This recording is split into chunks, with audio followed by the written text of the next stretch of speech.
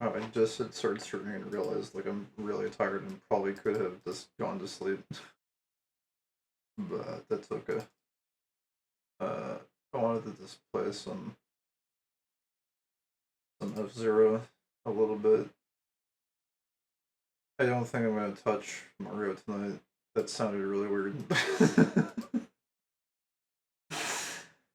So just rephrase that. I don't think I'm gonna go to the castle tonight. Uh,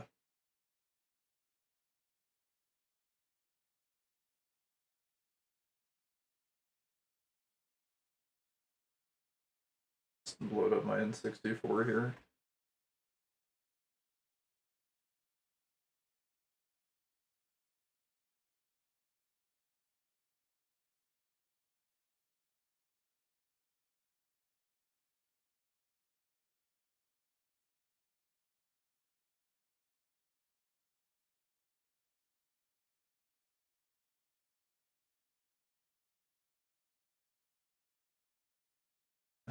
Uh,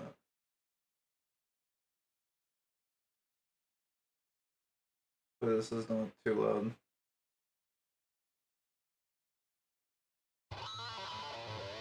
It's alright, I think, anyways. Just make sure, yeah, it looks like it should be all good.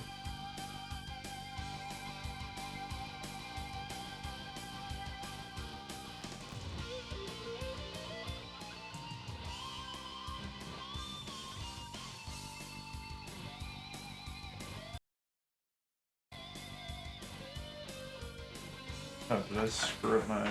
Actually, no, it's fine. It said it like disconnected the controller, but I think it was just...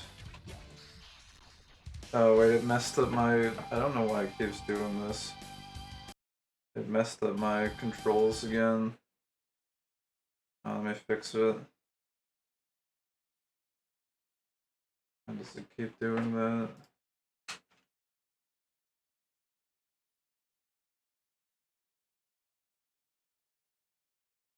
I listened to like some custom, well, not custom, but like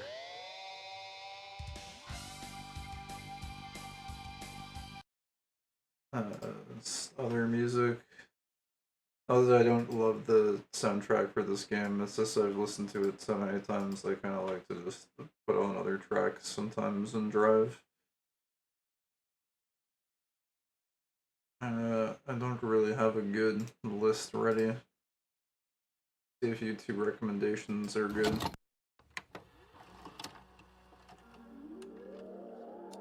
This is Vapor, apparently.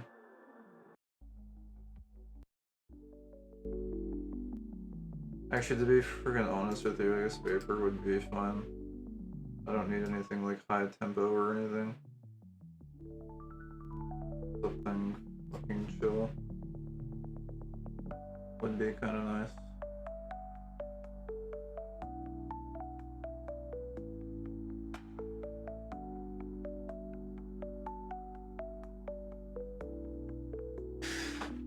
I've decided I might like to try and figure out how to do drifting in this game, but I think I need to, on this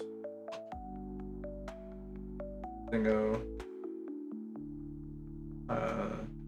this like new save file, save data, I need to get the Blood Falcon, so we need to clear one more cup to get to the next row. I don't think I've ever played Great Star in my life. Nor have I played Mad Wolf. The Monkey Man Billy. I've never played most of these racers, actually. Great Star. Mr. E80. He's got an A boost.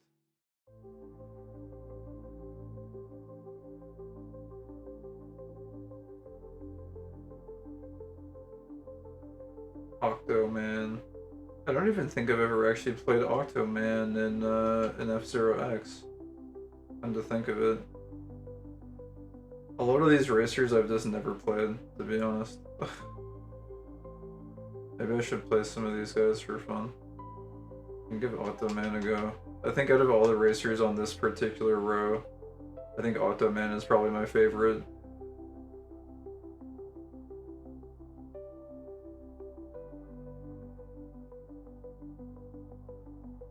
I don't know what's going on with the background there. Let me just gonna fix it. No, it's not. What is going on with the background? It's like really messed up actually. I need to let me reset it.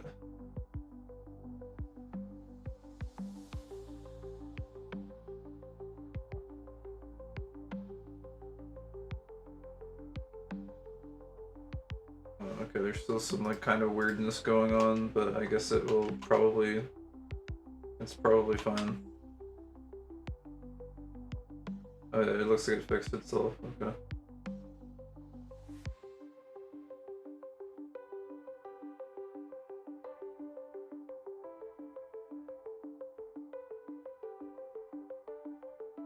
I might be too tired to even play this. I might end up turning off the stream in like 10 minutes or something. Once I start rambling.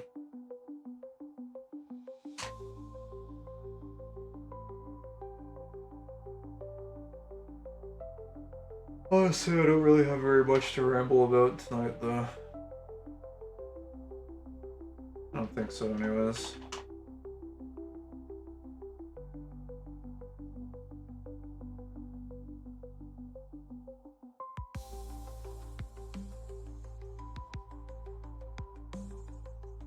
Keep missing that boost blade.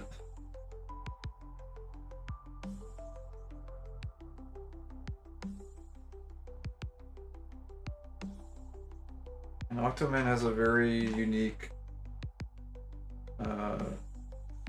combination of boost and grip. I guess a lot of the machines you do really have to get used to those combinations.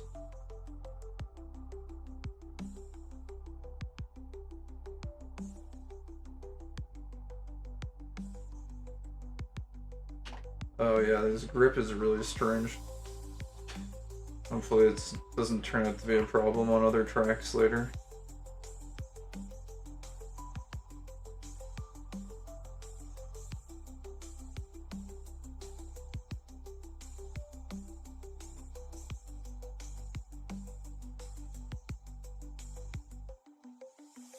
He's got orange, and green, and blue. I'll go with like the blue one, I guess.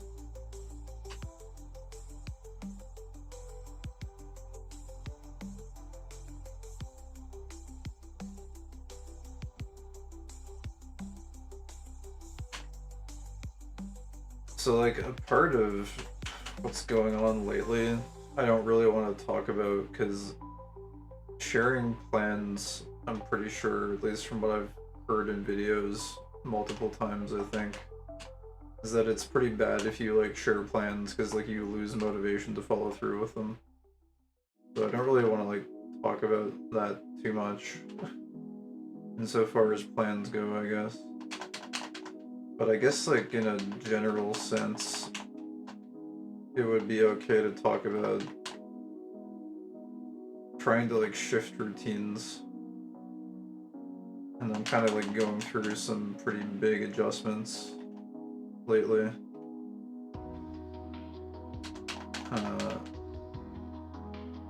But it does end up being actually kind of a big deal when you shift the routine by like taking something big out of your routine.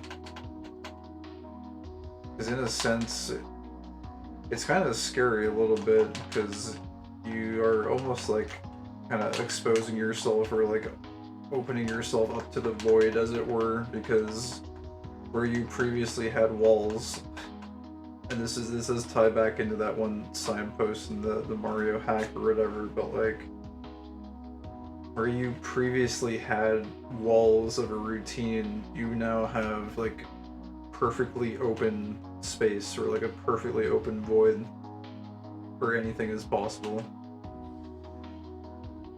And it's kind of a weird thing being in the transitionary period where you're trying to sculpt that void into a new structure. Because ultimately, I mean, you can just kind of drift through space for a long time, but I think ultimately as humans we are kind of drawn to drive off the course so we can restart the race. That's not what I was going to say. I think in some sense we're driven to just create structures where there is no structure. I guess that would tie into that whole philosophical concept of like entropy versus order or whatever, that kind of cycle. But I am sort of in that, I guess, chaotic part of the cycle where walls have been torn down, and now I'm in the process of trying to reconstruct something, which is interesting, I guess.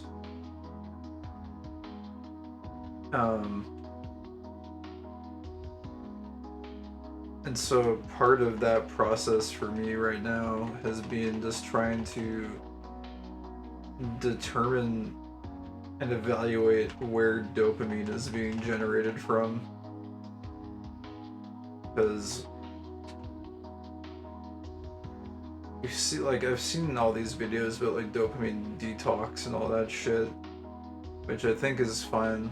It might even be something that I end up doing over time. I don't think it's something you can kind of just do cold turkey, because you would have to like probably rip apart your entire routine, which I haven't done. But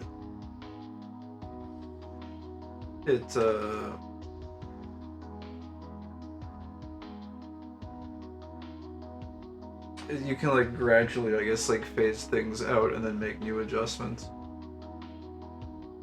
But I've just been trying to like figure out what good replacement sources of dopamine would be, I guess, because I think ultimately as a person you're kind of like driven by dopamine signals. You like have to be. It might sound dumb or whatever, but I think like pretty much needs some kind of excitement that drives you to keep going, because if you don't have that, you've basically got no gas in the tank.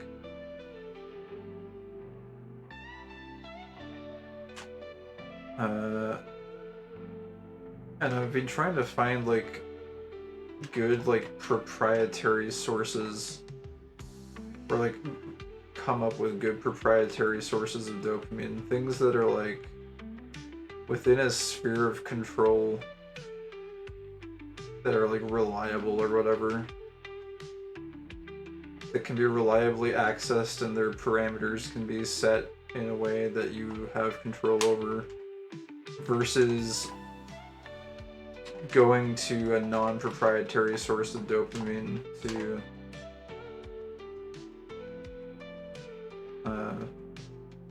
well, get dopamine, I guess. Get your hit.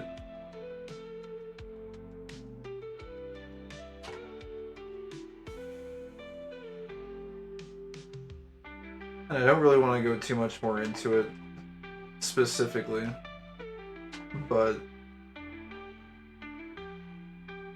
well, I really can't go into it too much more specifically, or else I'd be breaking that rule about sharing plans or whatever. But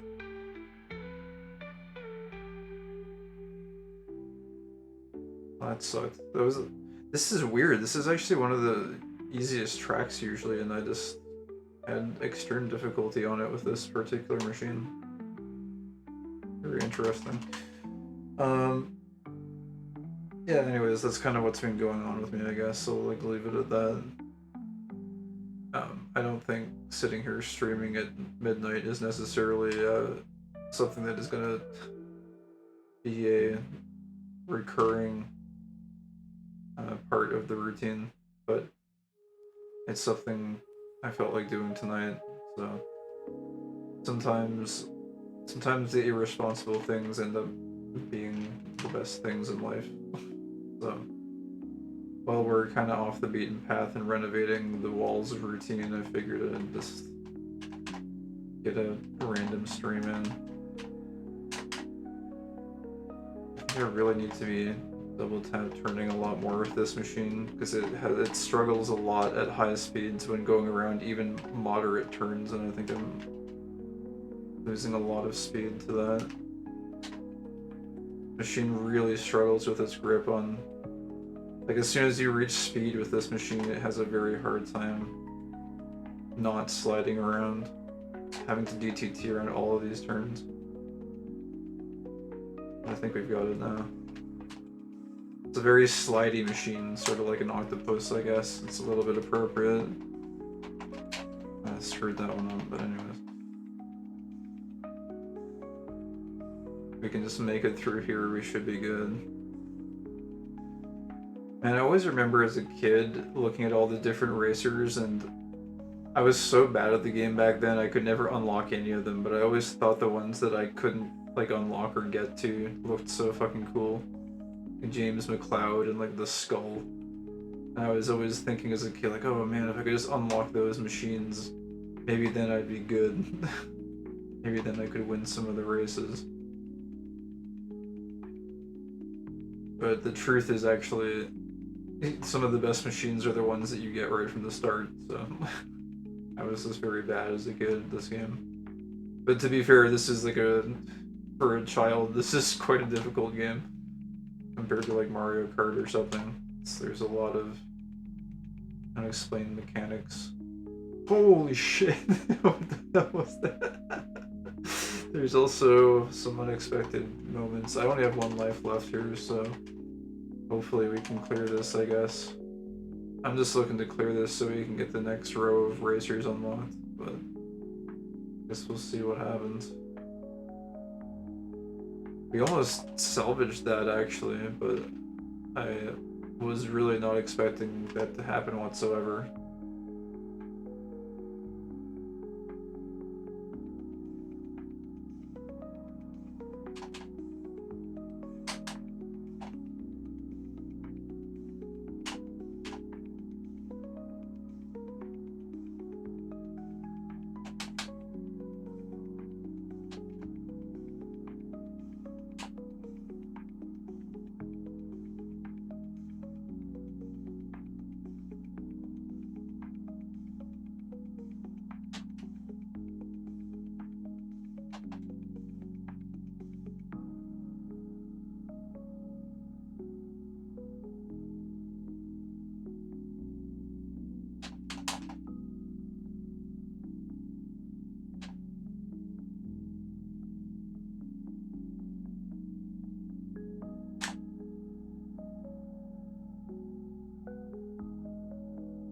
That was not the smoothest race, but I'll take it.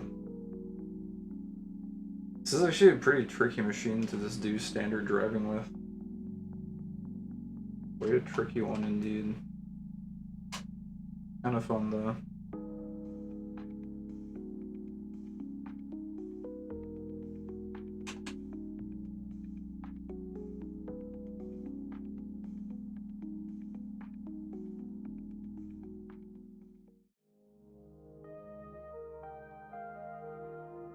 I don't know if there's anything else I even wanted to friggin' vent about. Well, I say vent, but you know, like blog post or just generally blab about. I don't really have a lot on my mind right now. Just a lot of work shit, I guess. I don't really need to post about it. I mean, it's going pretty well, so can't complain about it. Oh my god, I can complain about this traffic jam though. What is all this shit? Too many racers in the way, man.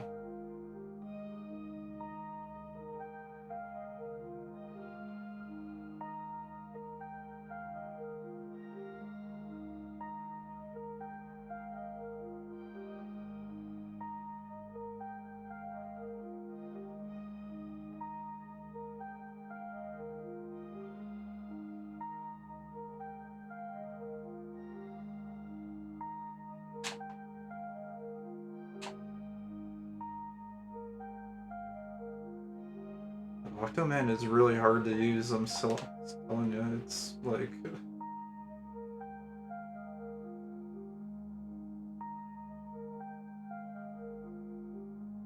pretty insane. I guess maybe my settings are not the best for this track either, but... yeah, I guess we'll take 7th then. It's pretty bad.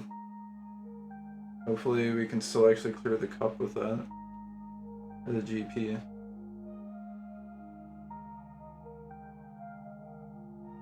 Okay, we're good.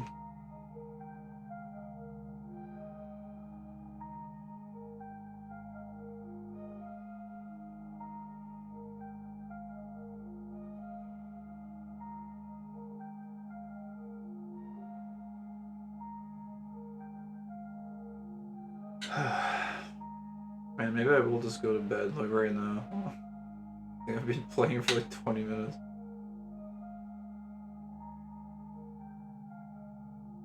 I had kind of been toying with the idea of just like watching some tutorial videos on like how to do drifting strategies on some of the tracks.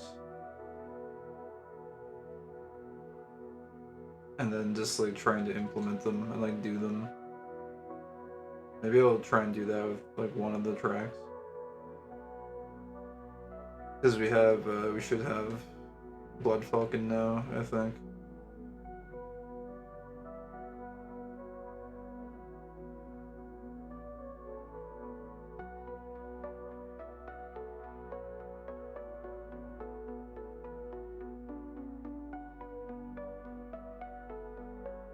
Akorans are born to race.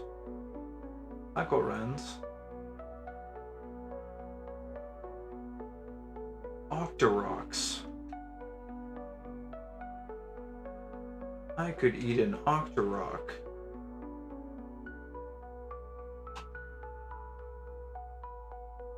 Okay.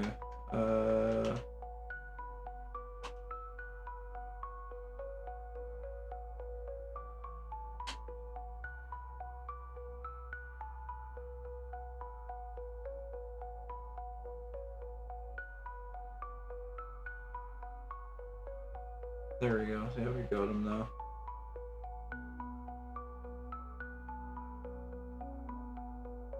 The green Hellhawk? I didn't even know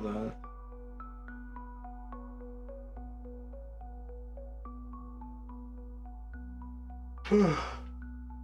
Alright, I don't know how I'm gonna do this.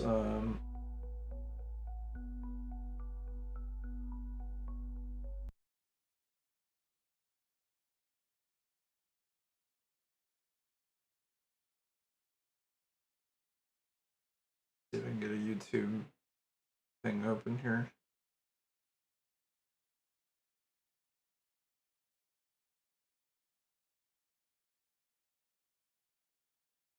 On this, like, I've got a separate account here for, like, streaming YouTube.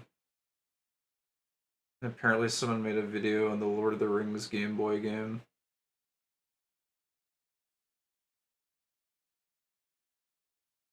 Six days ago. I can't tell if this is, like boomers making videos about old games, or if it's, like, zoomers that are discovering old games, but I, like, feel ancient looking at people like looking at these games and talking about them like they're like a new discovery or something. Kind of weird. Like, hey, I grew up with that. Yeah, it was good. And then people are like, look at this hidden gem of a Game Boy game that no one has ever seen before. Okay, let me open this. Alright, I would like to watch this. How do we go about doing that?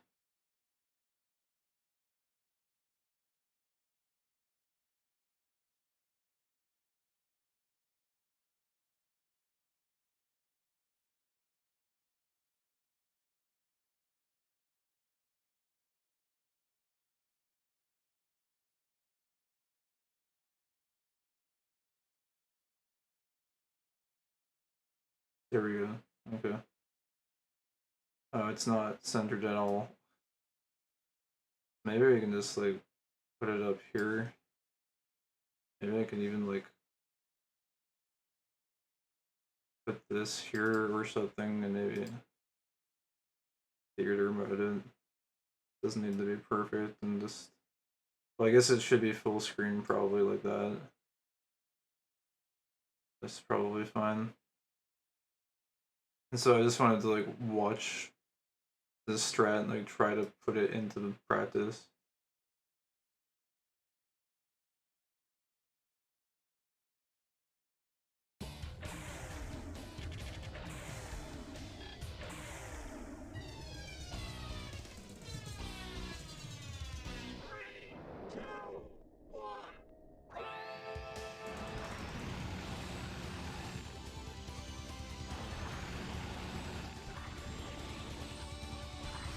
So you do a double rail drift at the start. Maybe watch this one more time. I think that intro is really important to understand, I guess.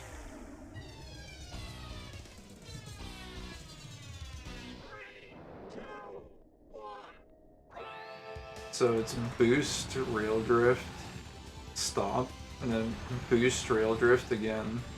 And make sure you hit the third boost plate. Then hug right, and then you rail drift in the energy strip. Boost, boost, boost.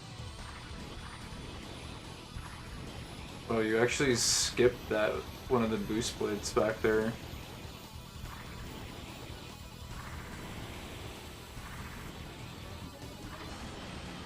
Okay, now that just looks insane. I don't know if I'll be able to do that. But the rest of it seems to be pretty straightforward.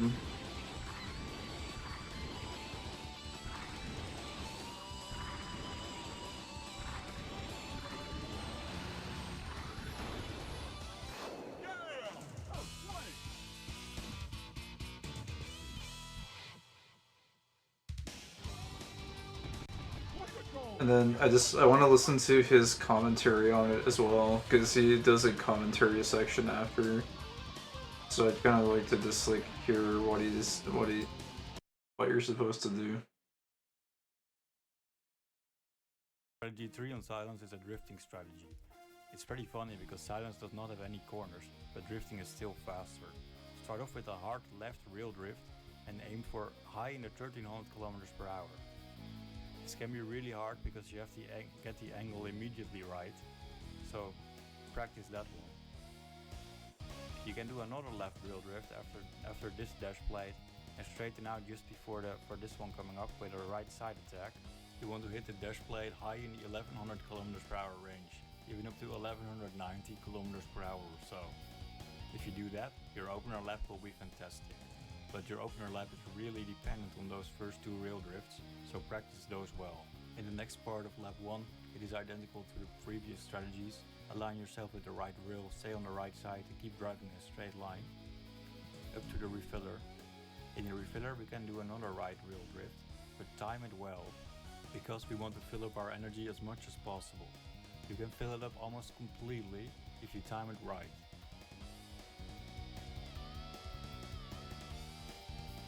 So first you enter the refiller and then you start the drifting motion to the right rail.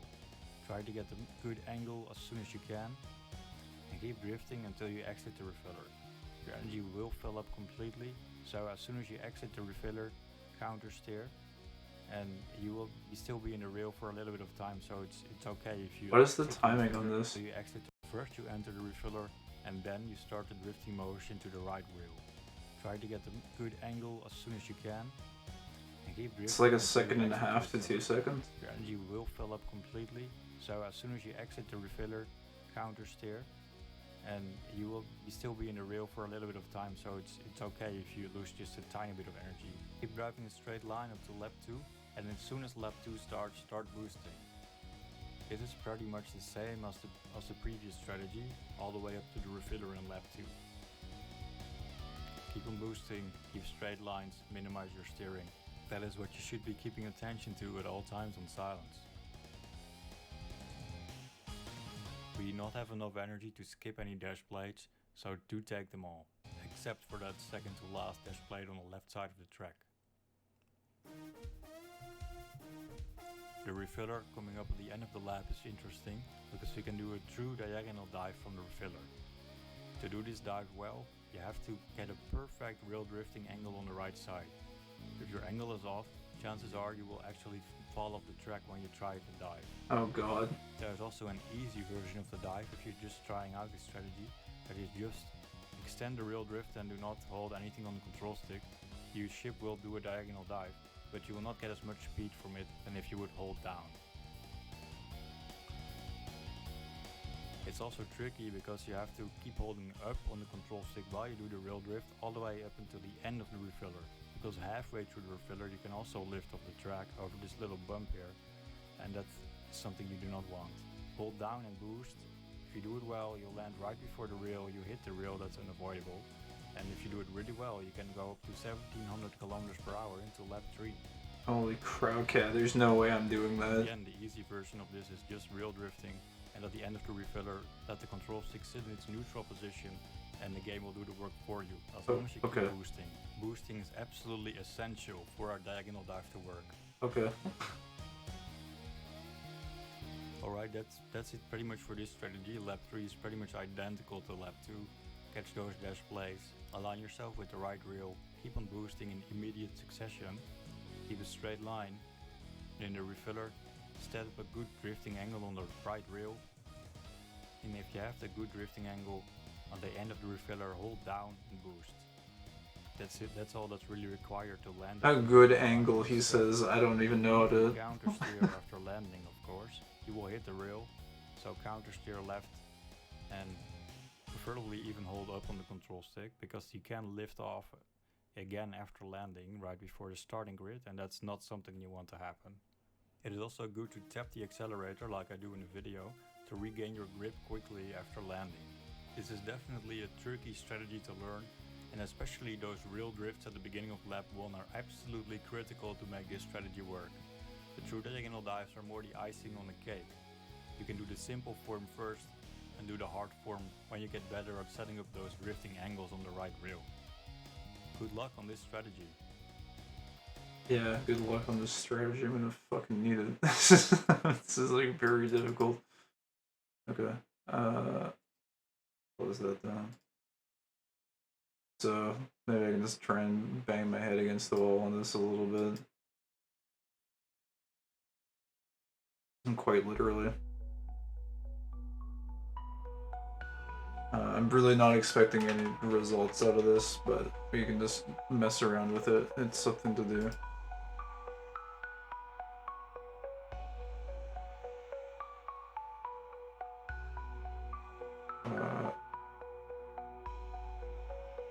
Wait, is the game running extra fast or something? I feel like the game's frame rate is like way higher than it should be. It might just be because I was just watching the video in like slow motion for a while, so I'm just like not accustomed to the... So yeah, I don't even know how to get the good rail drift angle, so we're gonna be doing this for quite a long time.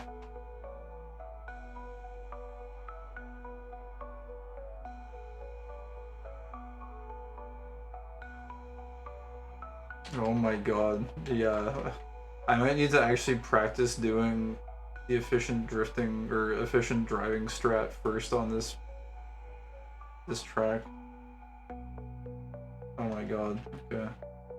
Also, I might need to make use of save states at some point, but for now I can just try and do it this way.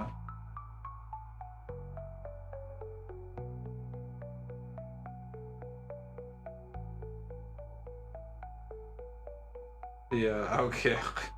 This is the track to practice, I guess. I've done like very basic practice on Mute City, but I'm like, I have no idea what I'm doing here at all. So I guess this will be the floundering stage. I'm not even doing a proper rail drift in here either. Like, I guess this will be a very good practice in trying to actually learn good angles to do all this shit at.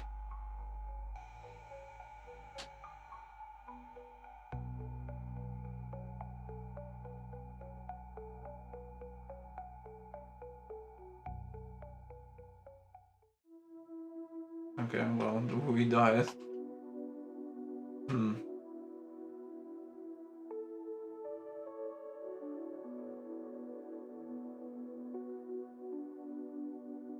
Too steep of an angle, I guess.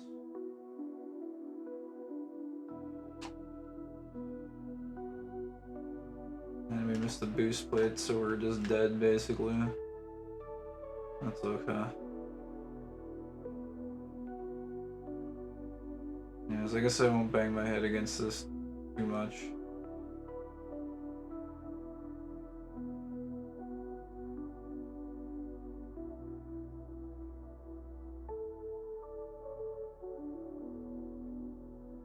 Thought I would try doing that. You're not even supposed to rail drift there, but I thought I would try and make up for how slow the lap was somehow.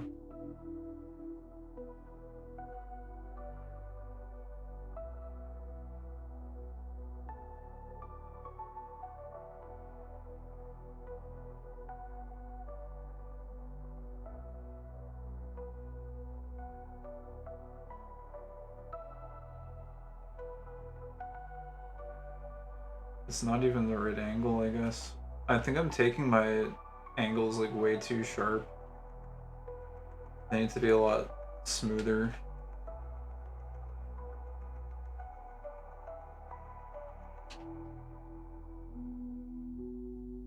Missing boost plates. Help me.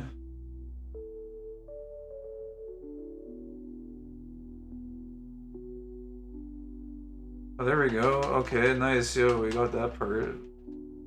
I see what he means about just leaving it neutral. So the game really does do the work for you there. And then I think he said the more complicated setup you have to like hold down. But I forget what you're supposed to do after that. I forget if you have to like re-throttle or not. I'm not really sure. Oh, that was a good angle there. Oh, holy shit, that was kind of sick actually. Alright. I need to get these opening boost plates down though, somehow.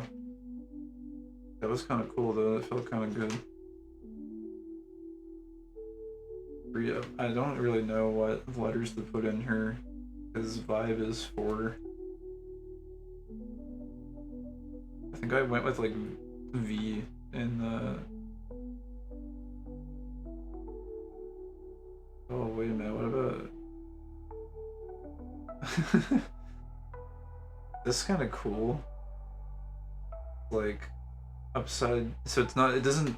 Somehow this actually sort of feels like it reads like vibe because it's like... I don't know. It, like if it was VIB, it would feel like Vib. It wouldn't read like vibe. But when you put an exclamation mark, it feels like it says vibe somehow, because at least for me anyways, because you look at the exclamation mark and you're like, oh, that's a vibe, it's an I, so it must be vibe. But I guess it could also just be read as VB. I don't know, I think it's kind of fucking cool, I guess. How does it look here? That's alright, I guess. Upside down I, because I'm a friggin' confused individual. I think it's kind of neat. Alright, anyways. Oh, not bad, not bad. Alright. Hey, that's decent actually. It's not bad. It's not like 1300 perfect WNJ drift, but it's alright. Decent. Oh, too steep there. Yeah, that was not great on that. The refill section.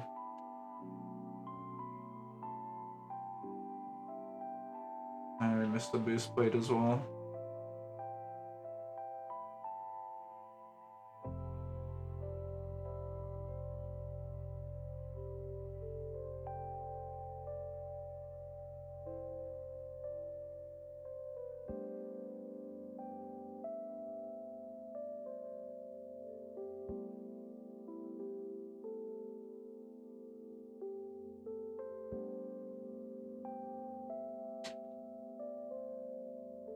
You do have to counter steer once you land again, but not bad.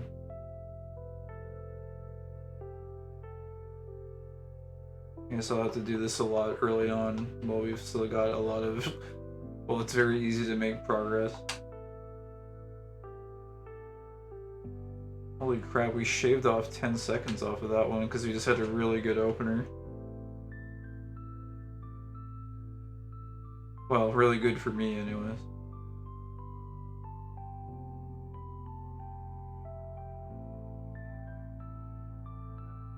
Are you supposed to do it on the second one? Like it's both of those boost plates, or was it supposed to be 1 and 3? I don't even actually remember.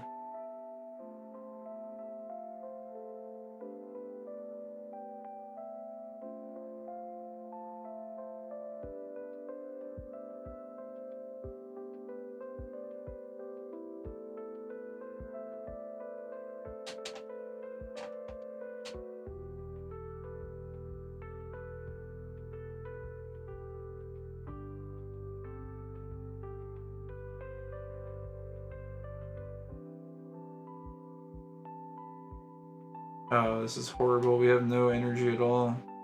What happened there? Really bad.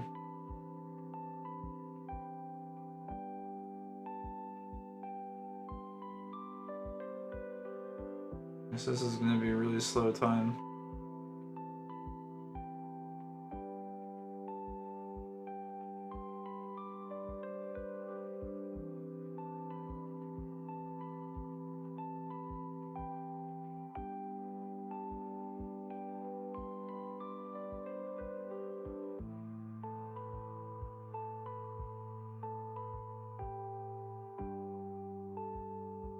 No, it's still faster than that first one.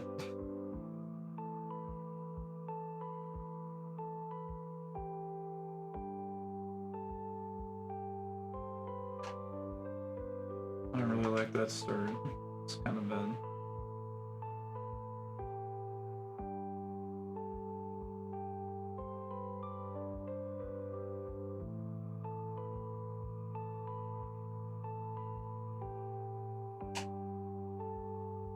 I want to just refresh my memory really quick.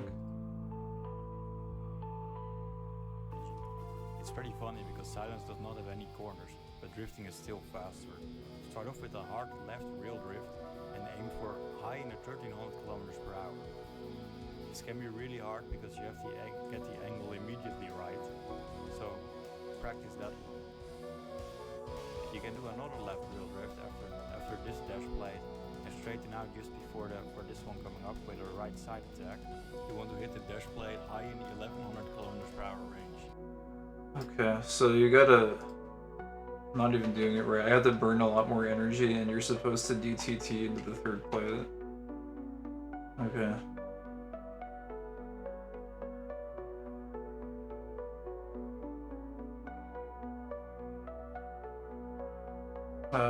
Yeah, okay, we need to like work on maintaining the angle the whole time.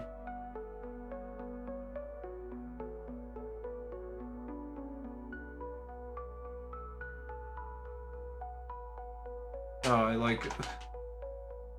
I slingshotted off of the rail, so I missed the plate.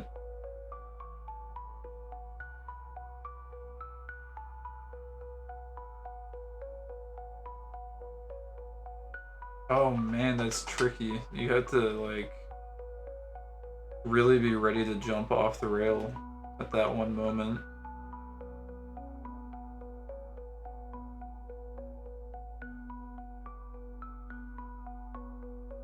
Oh man, I don't even know if I can do that. That's insane.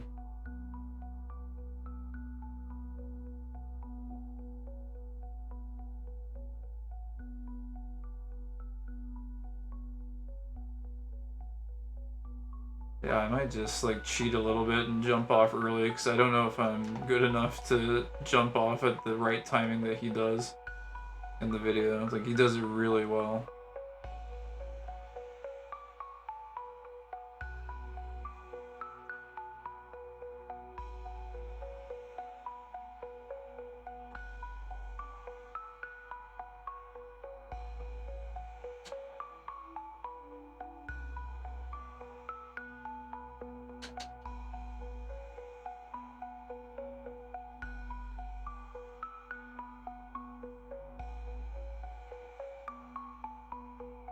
Oh, I think I know. I see what he was saying. There's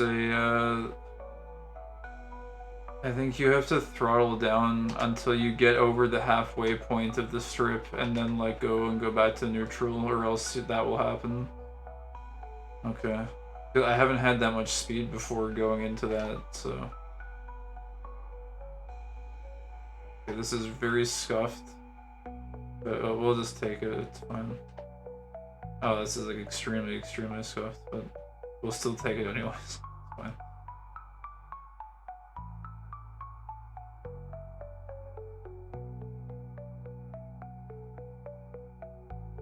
Okay, that was actually not a bad rail drift there.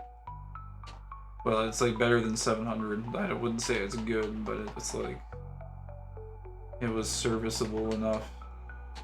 It was better than the bottom of the barrel, so we'll take it.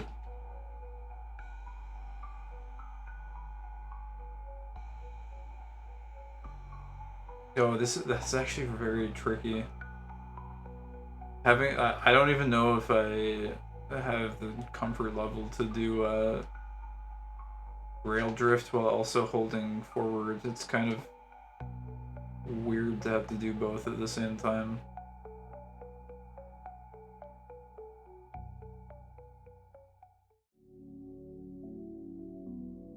And try it again here. It's oh, that's so weird because when you do it, actually I'm not even sure how you're supposed to do it. Because when you hold forward, it like intensifies the angle a little bit. So I don't even really know. That's so weird. Screwed it up. Is irresponsibly late, or are you irresponsibly drinking and driving on the track? Oh, Gabagool. I am not drinking and driving on the track. Although I used to do that way back in the day. I would sometimes drink and play this. With varying degrees of, I don't know, performance inhibiting and or enhancing. I don't know. The good old days. I don't know if I would call them the good old days. I'll be honest, my drinking days were some of the darkest days I had, but there were some good moments mixed in there as well. You can't call it all bad, but to be honest, I'm pretty glad I left it behind, because I don't think drinking and me go together very well, for the most part. It's like it's good for like an hour or two for me, and then it's just like I'm just a depressive idiot, so I tend to just stay away from it. I don't think I've had anything to drink in like, I don't know how long it's been now, like 3 or 4 years or something.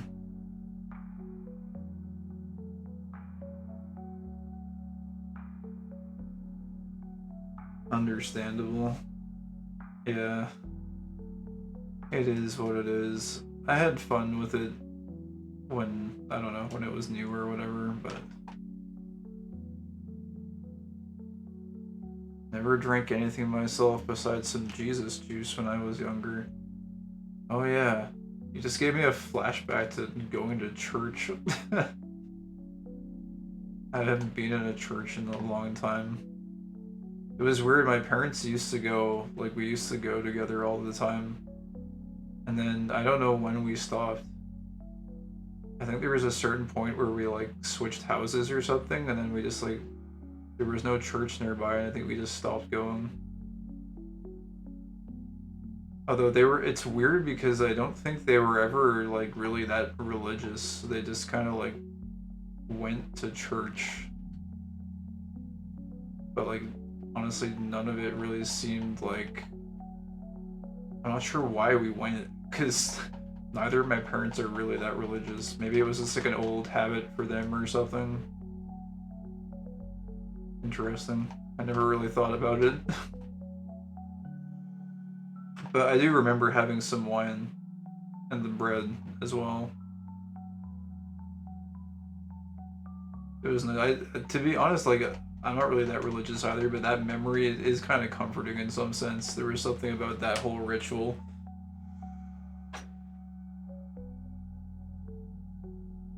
It is kind of like it's a strangely comforting memory. It was just like that one little sip of wine. I don't know what it is about that. Similar story. Neither of my parents were too religious. I went to church more often than they did, since they put me in one of those church schools. Oh, I see. Yeah, I never ended up going into like church school or whatever you call it. I think there's like a name for those kinds of schools, isn't there? I forget what it is. But I know what you mean. Religious rituals can be pretty cozy. Yeah, they are pretty nice. People talk a lot of shit about religion, and I don't like. Obviously, it can do some bad too in some cases, where it's like people get too zealous about it. But I don't know. I think religion can. I think it lays like good fundamental foundations for just like being a decent person. Like the concept of it makes sense. Oh, we missed this boost plate. Private Catholic school. Yeah, that's it.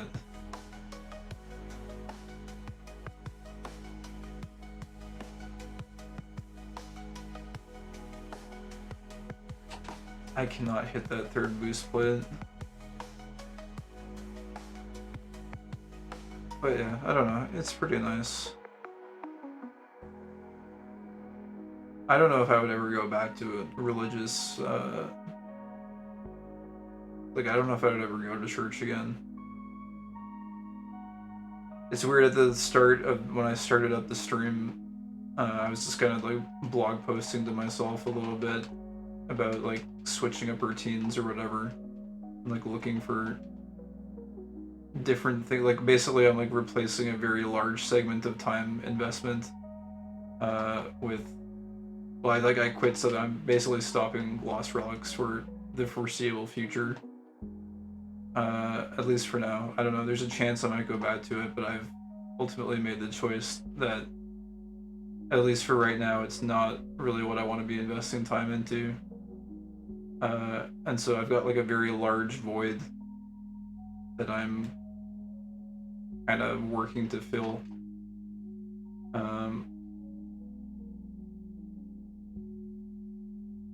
And it was I made the analogy to there's this one sign in that Mario hack or whatever that talks about how like you're kind of like trapped within your own walls or whatever. And I was talking a little bit about how like routines are kind of like those walls a bit. So I'm basically like trying to like sculpt or like build new walls or like a new routine or whatever. But I think it's interesting from that whole religious standpoint, just since it happens to have been brought up, where it's like I think people just kind of like get bored or whatever, and they like look for ways or like things to kind of fill the empty spaces in their life. And I guess for some people that just ends up being religion, where it's just kind of like that thing that you do every week and it like fills a time slot or whatever. So I could kind of see why some people would just kind of like go to it casually and not like really be die-hard religious or whatever. It does more good than bad. Well, it's just I think about countries where there are like wars being instigated by like differences in religion, and in those cases I feel like because of the fanaticism that's taking place, it can feel like it does some pretty bad shit sometimes. And also in other cases where there are certain like religious beliefs that impede in like certain ways of life or like pass judgment on the way that people live their lives, I find in those instances too it can be sort of like questionable whether it's putting more good or more bad into the world. But ultimately I think overall the intent is good, so I don't think it can be that bad overall. I have no interest either. I just ruminate on the universe sometimes. Ruminate, yes. a good word. Also, this is some interesting elevator music that has randomly started playing. Or I guess it's not really elevator music, but it's that like mall soft music or something. It's one of those things that can provide a lot of fulfillment. Maybe they died happy if they died for God. Cluffy woozy. We can hope, I guess. It can get pretty wacky. It can.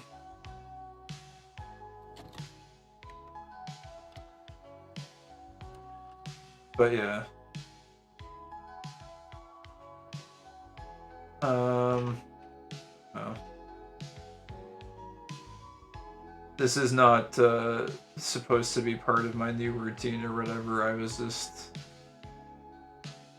was really tired, but also wanted to just do something, so I figured I would busy myself with this as a like small new challenge. The personalized F-Zero soundtrack, yes. Every copy of F-Zero is personalized. So we have to jump off the rail right there, and I missed it. It's pretty tricky. You're getting to watch the very beginnings of me trying to figure out this track. It's only the second track in the game, but I figured it would be fun to try to learn these drifting strategies, because I've been playing this game on and off for... God, it's got to have been like 4 or 5 years now. And I've kind of like pushed the efficient driving strategies to their limit. And so the only real way to get faster is to try and learn how to do these drifting strategies. Well, actually, I think that's an overstatement on the previous one. I'm not that good at the efficient driving strategies, but I would really like to try and learn how to do some of these drifting ones. Oh, there we go. We actually got that, kind of. We're not going nearly as fast as we should, and I missed 2 boost plates, but that's the gist of it. But I'd like to try and learn some of the more advanced, like, drifting mechanics and stuff in this game, because they look fun. But they're also scary, because, I don't know. They're like... You have to have, like, very precise angles on the drifting, and then the more advanced strategies, you start, like, lifting off the track, which is oftentimes instant death. So part of me has just always been like, that looks like way too complicated to actually do. And we didn't get it there because we weren't going fast enough, so it got messed up. But sometimes a fella's just gotta game and chill out. Yeah, although I think my choice of chill out game is questionable, because this is not really a chill out game. It's a good like bang your head against the wall game where I can just kind of like make multiple attempts over and over and over again while trying to develop some sense of muscle memory for how this is supposed to work. But if you're actually gonna like do a good attempt, it actually requires a pretty high amount of focus. But since I'm not really good, I think it's fine to just kind of do this over and over again.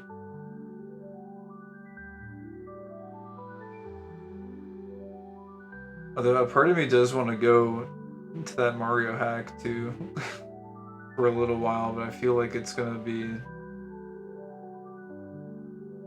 I'm gonna spend way too much time in the castle. I found out some cool stuff last stream though that I would kind of like to show you if you want to see it. I figured out some interesting stuff just about like the basics of the castle and like entry and exit. Oh, I messed up. I wanted to do the flip. Oh, you played some more? Nice. Do you make any cool discoveries? Man, I was saying on the last stream when I found out some stuff, it felt like I discovered a playground rumor, like, live on stream. And, like, if I were to ever tell anyone about it, like, they wouldn't believe me. Because, like, what I found was a way to get the vanish cap. But, like... without long jumping by like dying multiple times and then spawning into a vanish cap switch room. It sounds like bullshit. It sounds like something you would make up and like tell a kid to like trick them or something, but it actually happened. That castle works in mysterious ways. It really does. It's really weird. From that one playthrough I was watching of that one guy, when I was initially just getting a sense of the game, he said too that it like, I think people have said that it reads your system clock, so like certain parts of the game can only be accessed at certain times of day, which is kind of interesting. But I think there's like a lot more to it than that even, I feel. It was kind of interesting to just explore it all.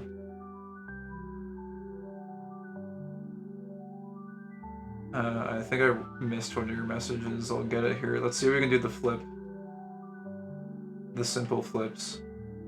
We didn't get it. I'm not going fast enough.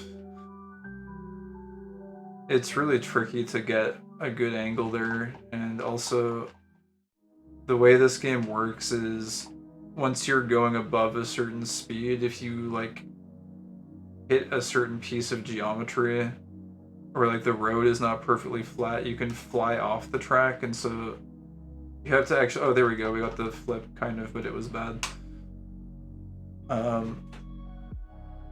The way you counteract that is you have to like hold down on the joystick, so like you throttle forward so the nose of your ship is like hugging the ground so you don't fly off. But the trouble with doing that when you're doing a rail drift is that you're holding the joystick to the right. And so if you want to throttle down so that you don't fly off the track, it intensifies the angle at which you're drifting. And so I don't even know how you're supposed to do it. But I guess we'll try and figure it out somehow. I've noticed clock shenanigans. Have you? It was like something to do with a library, I think, or something. I don't really remember, and I don't care to like try and remember too hard, because basically watching those first 3 or 4 episodes that the guy played kind of sold me on the hack, and so now I kind of just want to experience everything else firsthand. But I know a few little, I guess, like pseudo spoilers or whatever.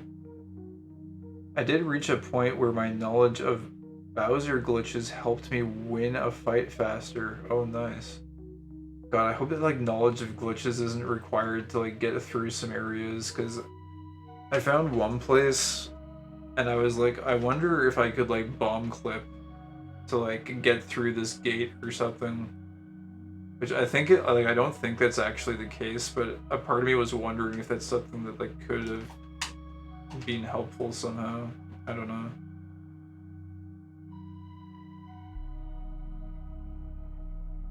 Hopefully it's not required though.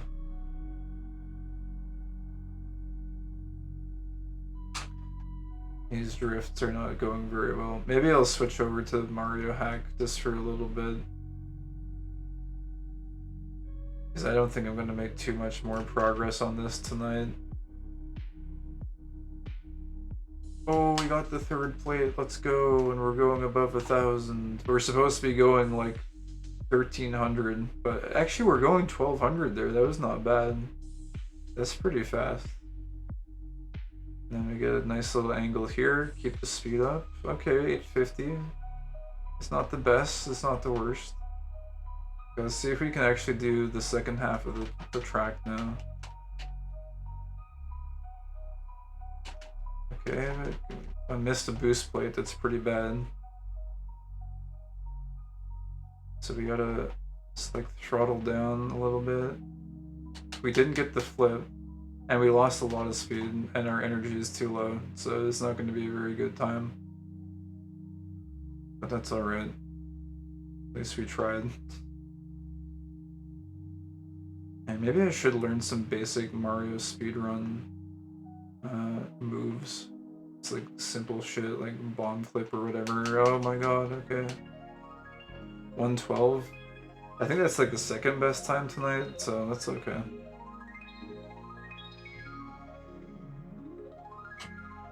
I don't know how I got that 110. That was like the miracle run.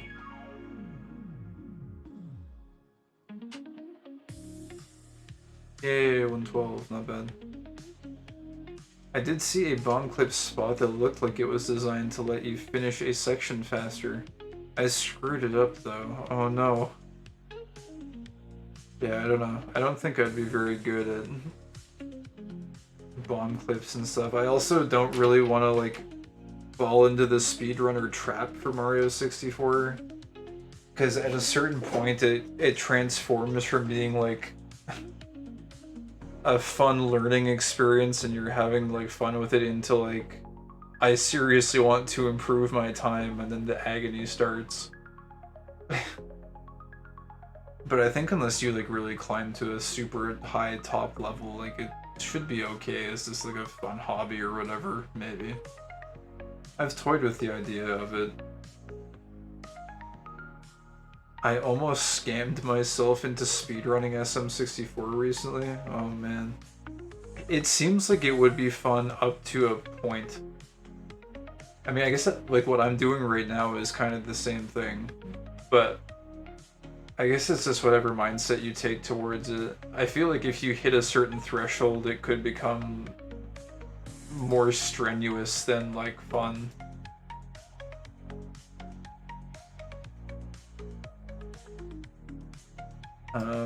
But yeah, let me. I'm gonna go visit the castle for a little bit. I'm got maybe like an hour tops. Oh wait, do I need to like save this or anything? If I just quit, that should be fine, right? Yeah, okay. I'll do that. My plan was to become the #1 Clavio 64 runner on account of me being the only other person that has a copy. Oh, that would be good. Yeah, you should challenge Clavi to speedrunning. You two could be the only two on the leaderboards. You could scam her into playing more Mario 64. That would be fun. And I she forgot to save after she got the TikTok clock star. That's pretty good. That was pretty funny. I enjoyed that segment though of watching her try to get that. Wait, is this muted? Oh yeah, because I muted the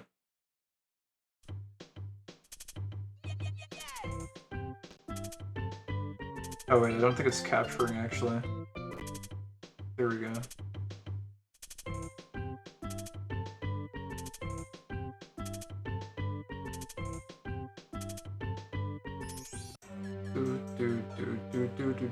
Oh hey, it actually saved.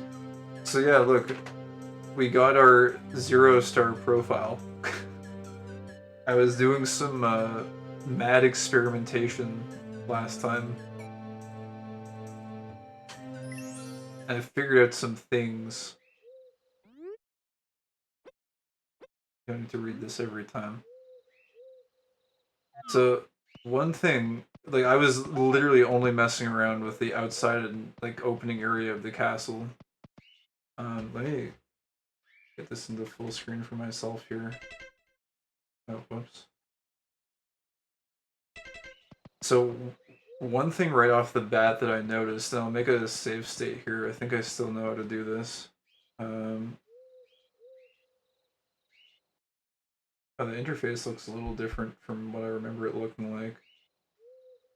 But yeah, let's just use like I guess 6. I think it's is it 2 to save or 4? I think it's 2. Yeah, there we go. Okay, so there's 6. So one thing is if you go in the left door, we should get a dialogue box. Yeah, this castle is exclusive to the show. It's connected to a variety of worlds. So open the doors ahead and get adventuring. But if we go in through the right door, there is no text box.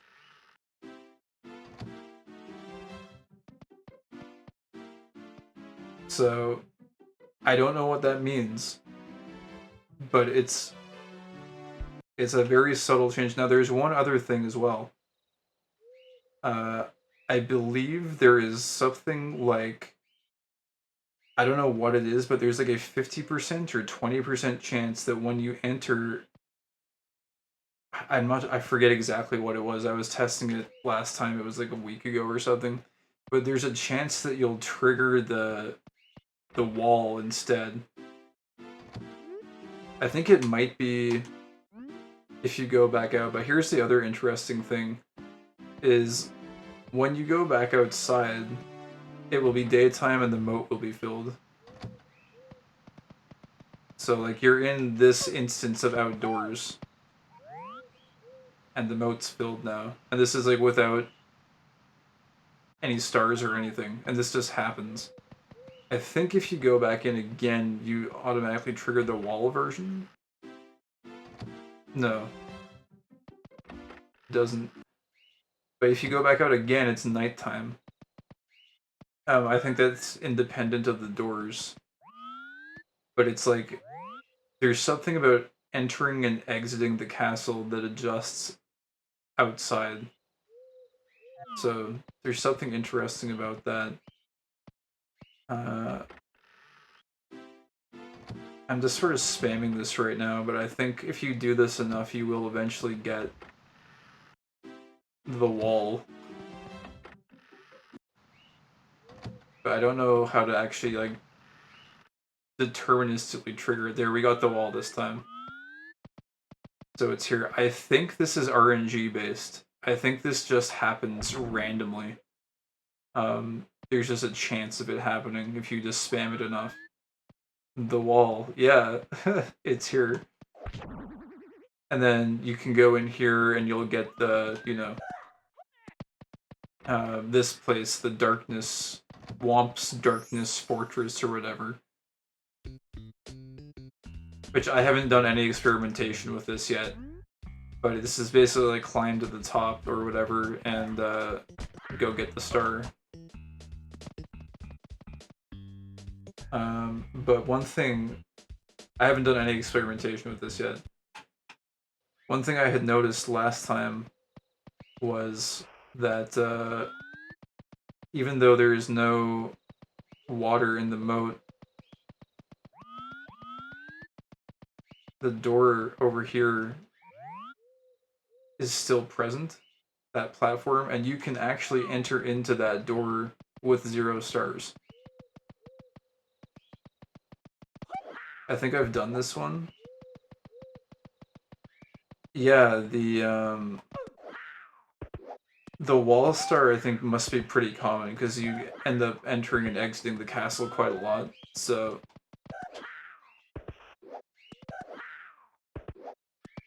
I would imagine that one is pretty common.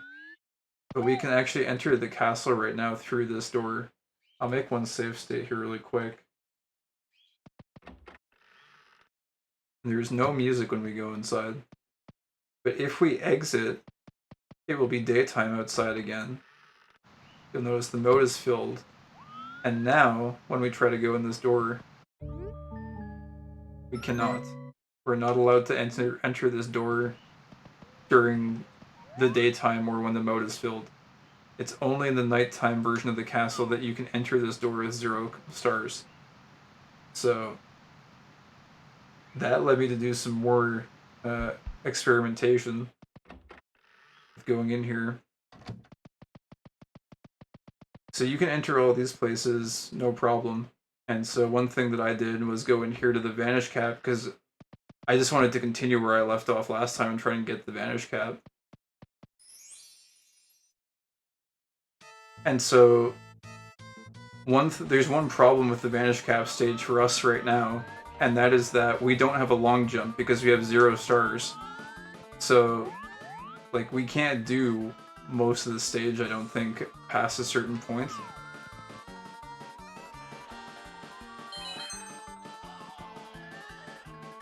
Oh, I might actually die here.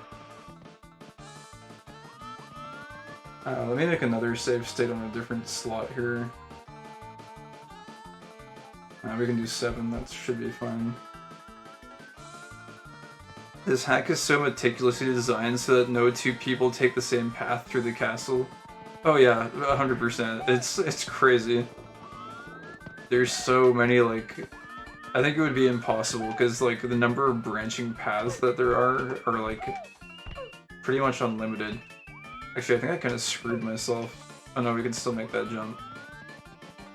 Okay, so I'm gonna have to save state here because I'm terrible at the game, and this section is actually pretty tricky. I would like to clear this at some point without save states, but for now, I'm just gonna... We'll just save state for the sake of time. Oh, I gotta...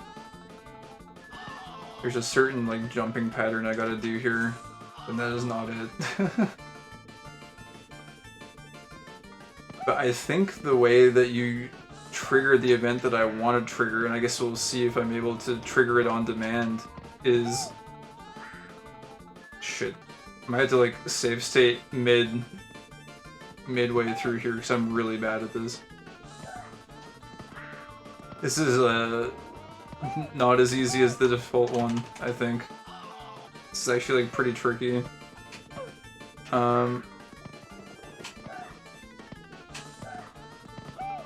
There we go. And then we gotta, like, go pretty fast here. There we go. Alright. And then just do more. Okay, good. I'm very bad at those jumps. So you'll notice we have the... Actually, come to think of it, I haven't actually used this one yet, but we have the Vanish Cap switch unlocked already. Because there's, like, a secret way to get to the Vanish Cap switch. Which I still have yet to figure out if it's... There's a certain way to do it. Let's save again one more time here. If it's any consolation, the mouse spent like an hour here. On this elevator type, I mean. Oh yeah. It... Even in the base game, it's like pretty hard. I think it's just like... I think this particular version of it is like harder than the base game. Maybe I'm crazy. I don't know. Maybe this is how it is in the base game and I'm just like really bad now. But, anyways. Lack of skill aside. I'm not even sure what way you're supposed to navigate this normally, but I think you're supposed to jump onto this pillar and then long jump across to that one. And then long jump across to that big basin or whatever. The big square.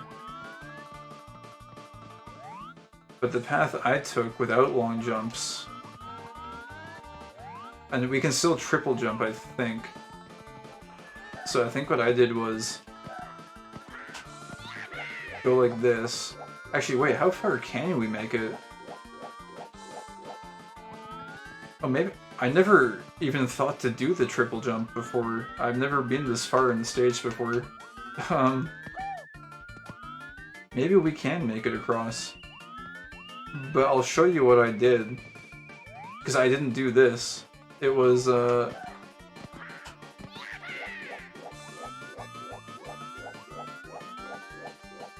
just went here and went, okay, well we can't progress any further, so... Let's just jump down here. Now, I don't know if this is chance-based, but when you go back into the painting, you can enter a secret Vanish Cap stage. It didn't happen this time. And so this is part of that, like, playground rumor thing where it's like, oh, you're just, like, full of shit, it doesn't work. It might be chance-based, or there might be something else that triggers it. One hypothesis I have, well, we're gonna die again here anyways, unintentionally. But it might have to do with those platforms that, like, when you jump, they switch position. Best viewers. Great. These bots are crazy. I'm surprised Twitch hasn't, Hold on, how do we... There we go. Actually, normally I don't even, like, bother banning them, but... Anyways, whatever. Best viewers. Also, I guess Mario doesn't make any noise in this version of the game either. I just noticed that. Like, he doesn't have a voice. There's no voice lines.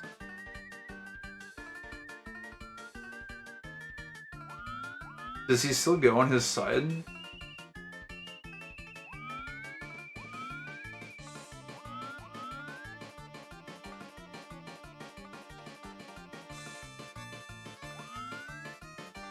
I don't think he goes on his side either. He just kind of like sits there. Interesting. I wonder, because like in some parts of the game, like the interface changes. I wonder if in other parts of the game he does actually like sleep, like he normally does. Because this is kind of like a weird anti-Mario sleep. Or just he has no voice basically. Mute Mario.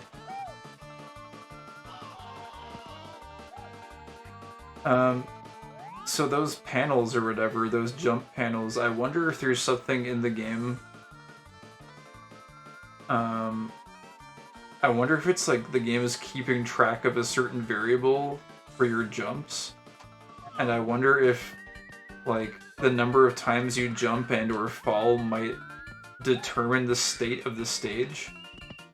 Because we're gonna get a game over here. So actually, you know what? We have a save state though. So we can test this. So when I drop down, I think that will flip to purple. So it's on purple right now. Just to test this entire theory. So it was on a purple switch. Well, that wasn't it. But what about on a red switch?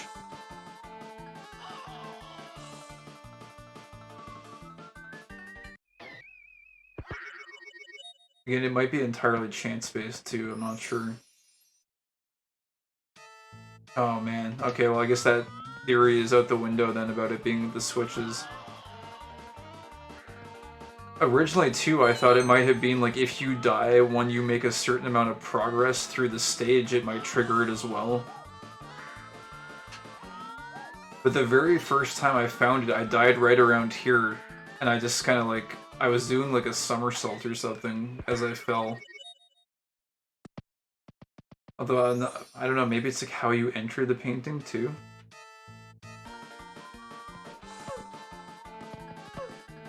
But just like the wall too, it might be like, completely RNG. I guess I won't like spend the entire evening trying to replicate this. Like maybe it's like jumping into it or something? Nope. I really don't know. Another thing I kind of wonder as well is whether or not the game can track whether or not you're currently using the save states. Because somehow, I think during like one of the tests I was doing, it seemed like the game like recognized or like remembered something from a previous section, even though I had like save stated. Oh, wait, you can make it all the way over here? What the heck? It's kind of insane. Wait, is there anything here? I guess not. Oh wait, I can ground pound? I didn't know. I can't long jump, can I? I don't think I can long jump. I cannot long jump, but I can ground pound for some reason. What? That's weird. I guess maybe you always have ground pound.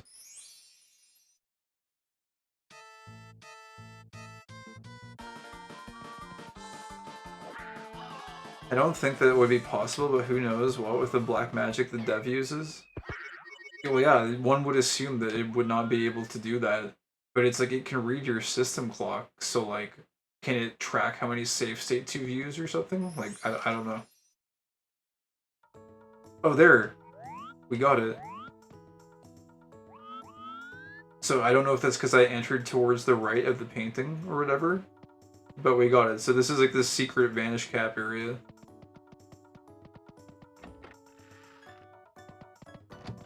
And then there's stars you can get in here. If you want to. There's like 2 stars in here, I think.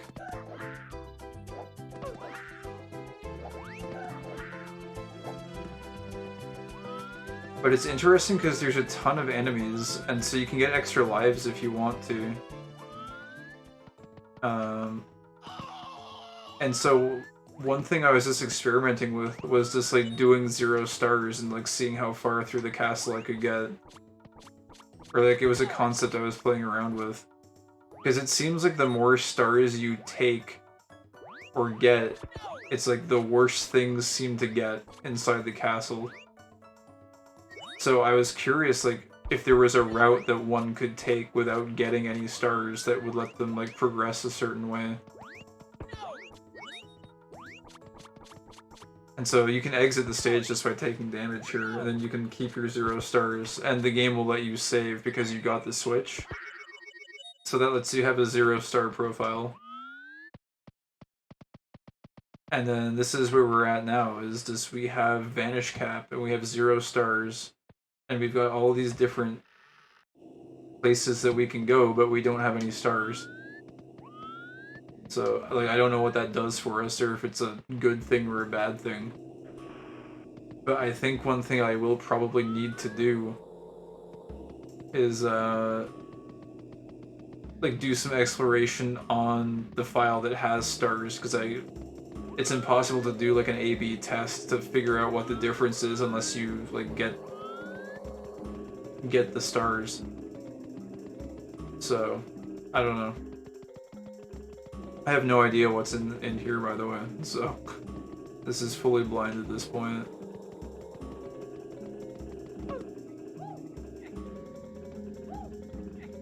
If we could go down the pipe, that would be good.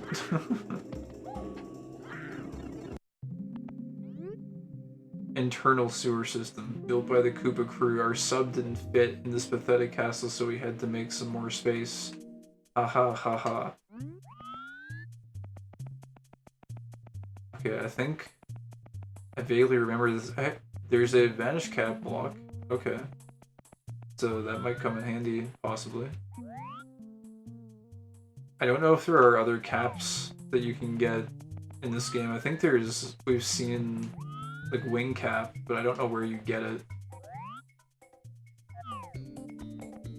Is this, like, death? Like, why is this like this?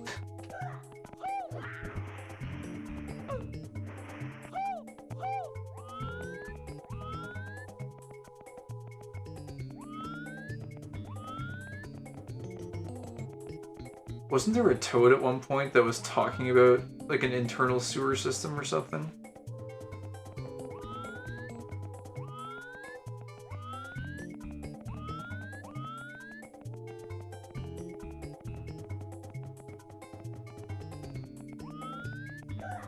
Still can't long jump, so guess we'll have to do some dives or whatever.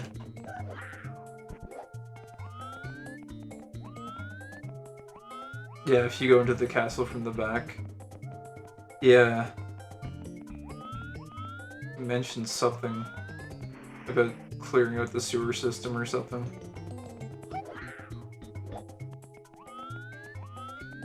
Well, it would seem as though the only way to actually progress is down that pit. Unless, oh, wait a second, what is this? Oh, wait a second. Oh, I've seen this. I've seen... At least I think I've seen this. Well, I think what's gonna happen is gonna happen. What state are we on? I guess we can just pop this on, like, 7. I don't know what that is exactly.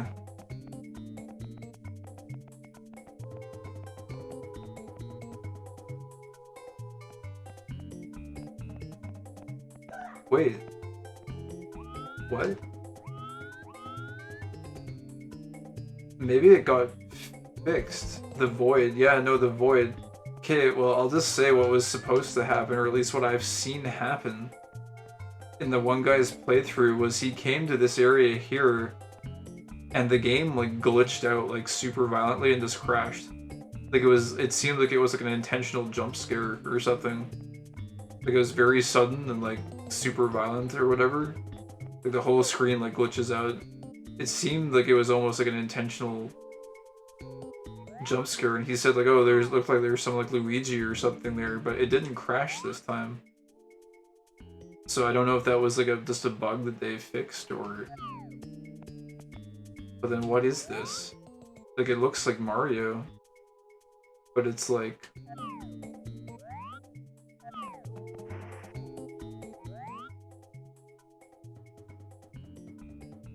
A part of me, like, the eyes almost look like vaguely metallic, but they're just kind of like white.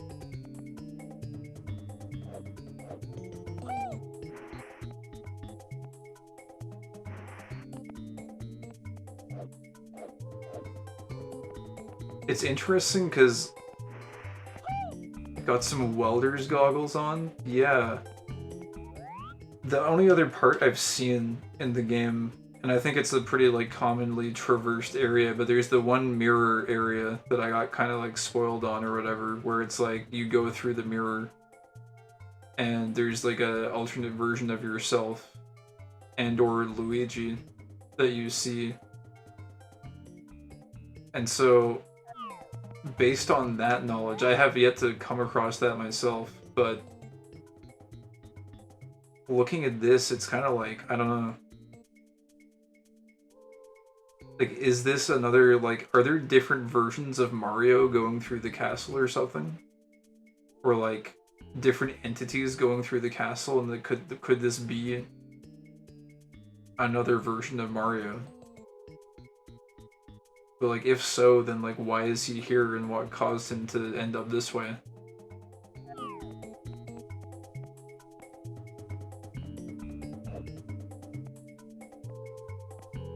It's a piece, I guess, of the puzzle or whatever. Wait, is he sitting on something? Is he laying an egg?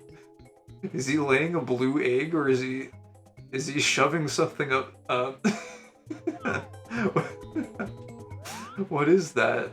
There's something blue. I don't know.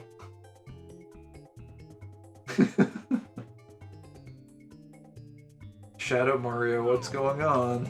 I don't know. I'm probably spending way too much time on this. I think it's kind of cool, though. I was honestly expecting the game to crash here, but I guess it's not going to. Now, one thing, I guess, that could be worth testing is, like, we've got this save state on 7, right? So...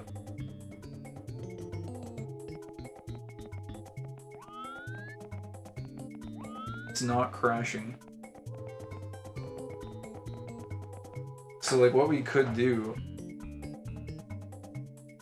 Wait, press again to quit. Yeah, I mean, we can do that. Is just, like, restart the game, and, like, if I navigate here on my 14-star profile, I wonder if it would crash. I wonder if it has anything to do with, like, star count.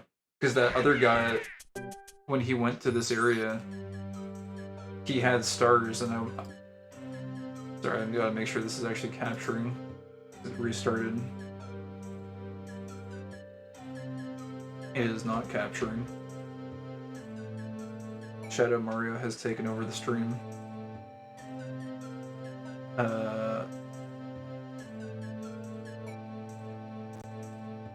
Star counts totally had to trip some flags. I would imagine, yeah. Okay, there we go. It finally decided. Whoops. That it would like to start capturing. Wait, if I full screen, does it... Okay, there we go.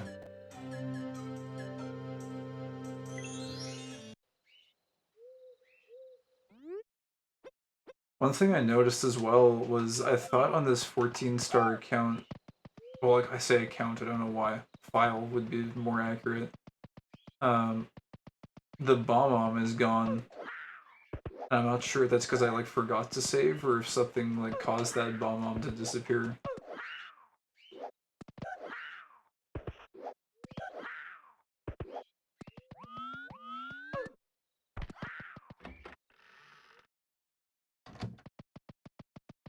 Still no music.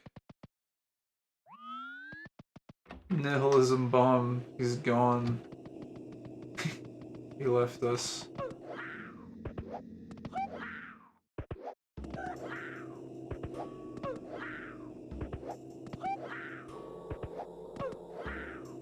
But yeah, I am just kind of curious to see if... Because it seemed like when that guy was playing through that some of the crashes were like intentional. Almost. But...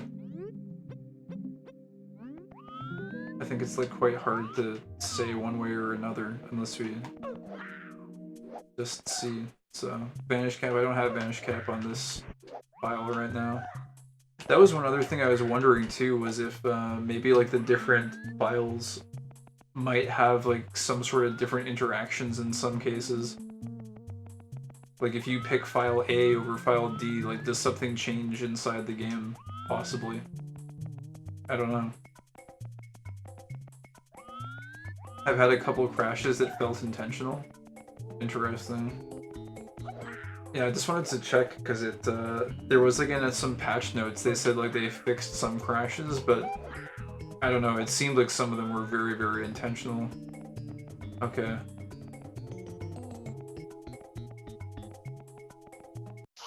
Oh my god. Dude, yeah, it crashed. And froze. Now that is freaking interesting.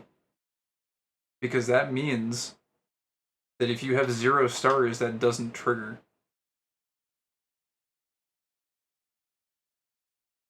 Okay. That is very cool.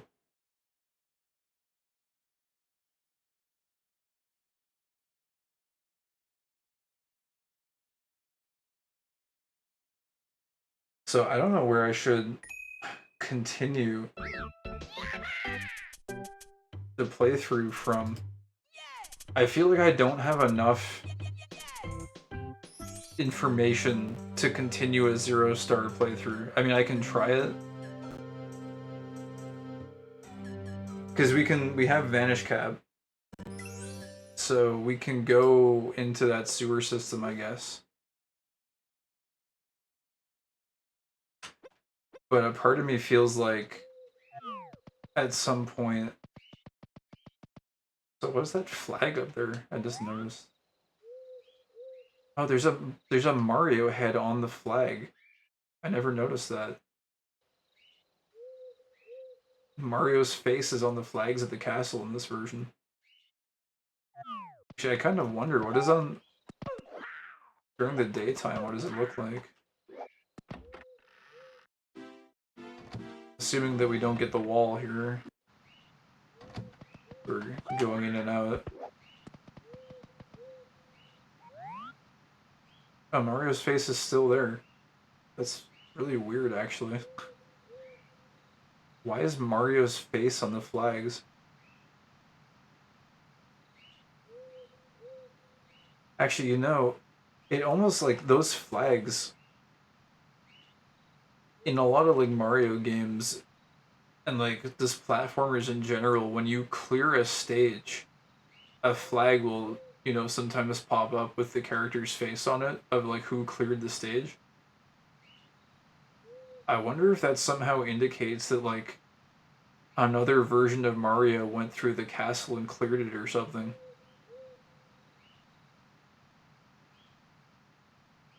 This is like I'm putting together my tinfoil hat theory because I think it's a lot of fun to put together a tinfoil hat theory for this kind of game.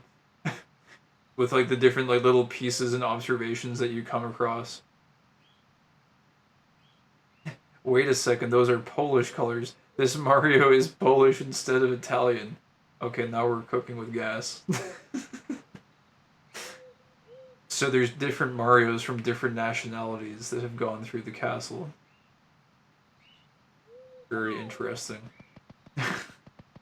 Okay, let's see if we can get back to Nighttime Castle. Okay, looks like we're allowed. He eats pierogies instead of meatballs. Oh, wait a second. Wait, it didn't reset this time. That's weird. Is it based on which door?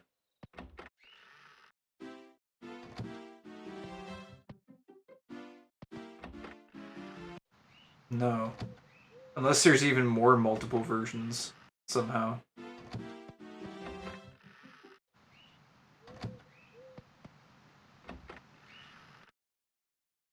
No, we got the wall. I wonder if the left-right door changes the level placements, maybe? The ones in the foyer?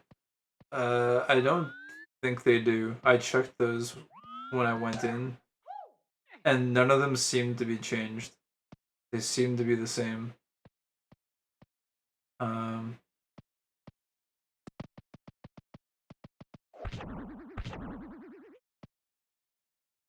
What is our last save state? Actually, wait a second. Our last save state on 7 was this. So we can just come back here. That's so weird, though. He doesn't... So what does that mean, though? Like...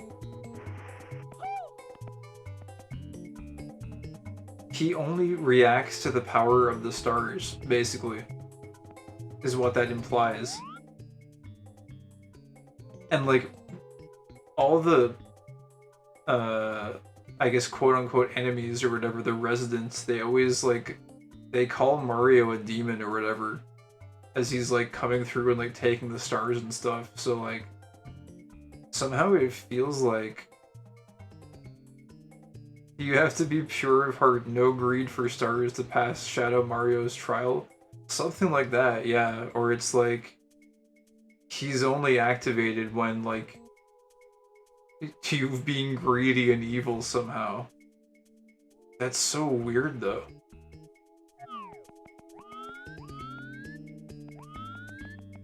That's so cool that it's like he doesn't activate, though. Like,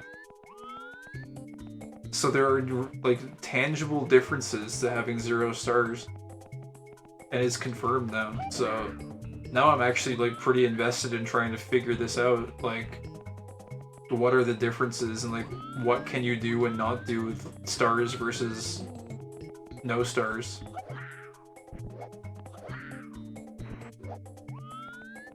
Well, I guess we can go down the hole now with Vanish Cap and see what happens.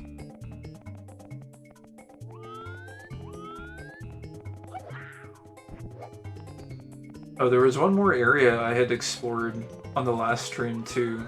It was inside the bomb painting or whatever. I'm not sure if you've seen that one, but... Stars are the genocide route? Yeah, basically. Wait a second, what is this area? What is down here? Oh, it looks like... I saw, like, through the clip there was, like, water. Yeah, it looks like there's water down there. I don't know what this is, but I guess we can try this way with a Vanish Cap. Which bomb painting? It was one that led to... Oh, wait a second, can we... Okay. I don't know if this is death, but... What is down here? No, we can get some air here, I guess.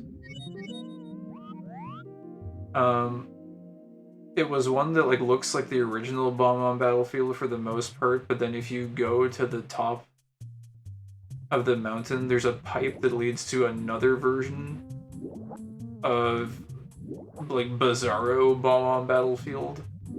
And then if you go down another pipe again at the top of that Bomb on Battlefield mountain, yeah, the looping one, there's a bomb prince underneath the ground inside this like underground cavern or whatever. And he says, oh, what the hell? The shell just disappeared. I guess we're not using the shell.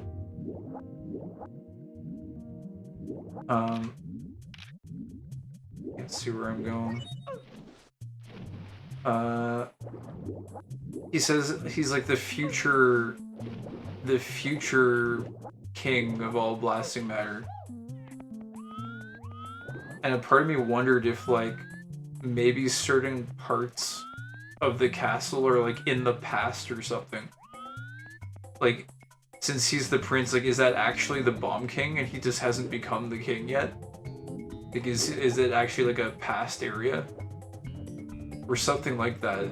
I don't know. Obviously you can like read into these things as much as you want to.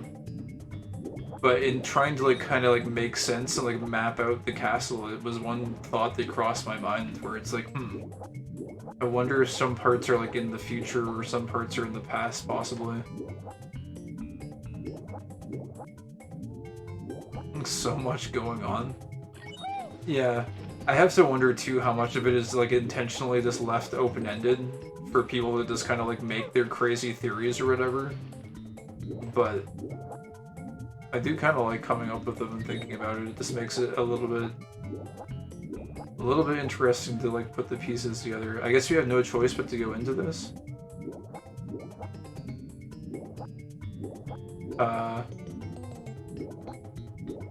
Are we just dead?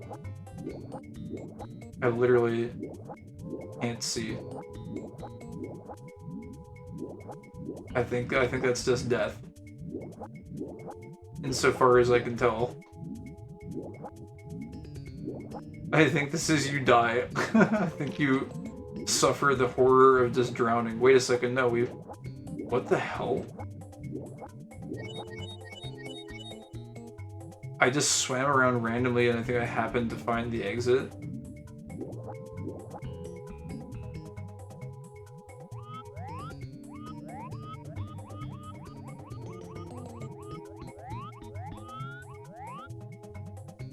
Oh wait, you can still see out when you enter this area, it seems.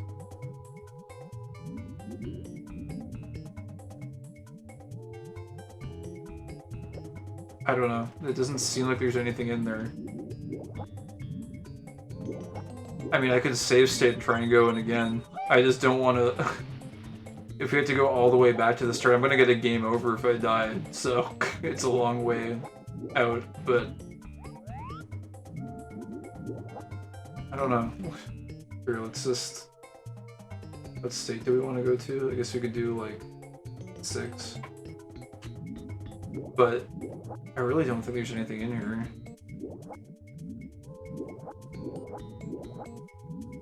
Yeah, the hidden save state counter is rising. Shadow Mario is gonna, like, activate and, like, come swimming after me or something. Because I'm messing with the timeline, the chronology. I really don't think that there's anything in here. And if I just turn around directly, is there... It's just like pitch black. Oh wait, no, there we go. It's here again. So it doesn't seem like there's anything here. So I guess we have no choice but to go back.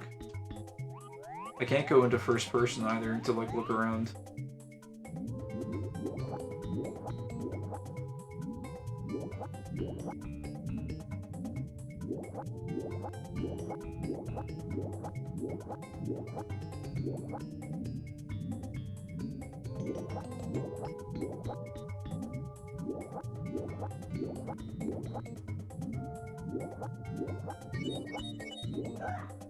And we were already in here too, so...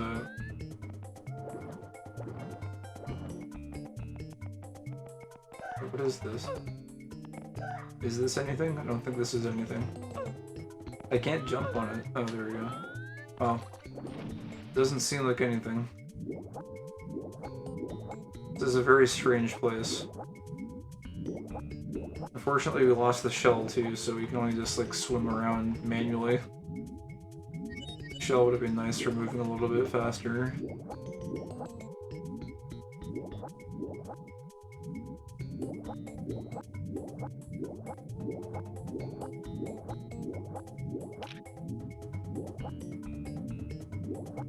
Oh wait, okay. Oh wait, this is just where we came in. Wait a second, there's another...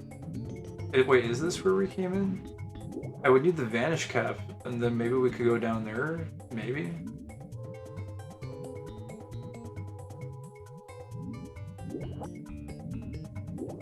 I don't know, am I missing something? Was I supposed to go through that cloud painting and like do something? Because I feel like I'm soft-locked.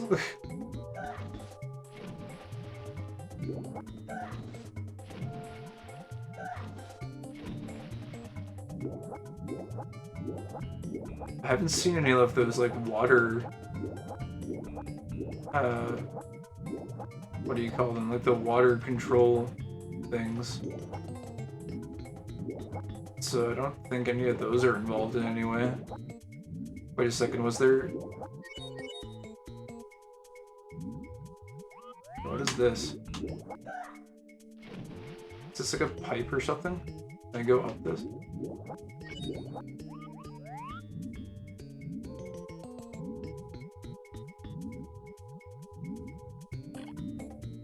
I don't think I can go up this. I don't know if there's like an interior to this.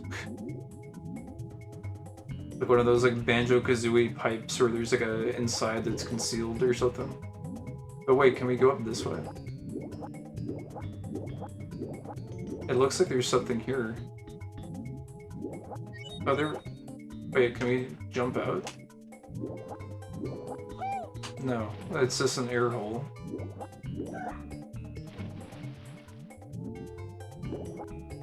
The hydrospatial manipulation type. That is certainly a name for them. I don't know if I've ever heard them called that before, but I mean, it's accurate. But wait, I'm like actually stuck, I think. Look, I don't think we're gonna make any progress here this way tonight. We're like actually hard stuck. He called them that in an interview? Alright, I can see the defeat on the 0 star. I might oh my god, it's already getting pretty friggin' late. I'll take a quick look around on the star, the greedy star profile. Where we become greedy and obtain evil stars because we're evil Mario. I gotta wait for the capture to turn on again. There we go. So we'll have to give in to our capitalist desires to acquire more stars than we actually need.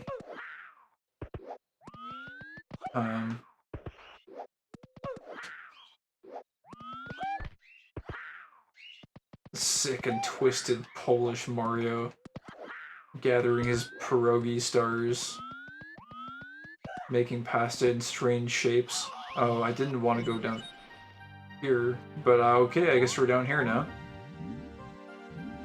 But here's the thing. Well, I wanted to explore more of like the 0 star route, but this place is kind of cool too. So I guess we'll take this unexpected detour. What the hell is this? Oh, there's coins and even a heart down here. Okay. This really does feel like a flooded area because there's like a carpet and coins on the floor. This place is kind of sick. I'm really liking it so far. It feels very relaxing compared to a lot of the other places that I've seen, although it's a little bit eerie because it does feel like a flooded, like an actual flooded castle.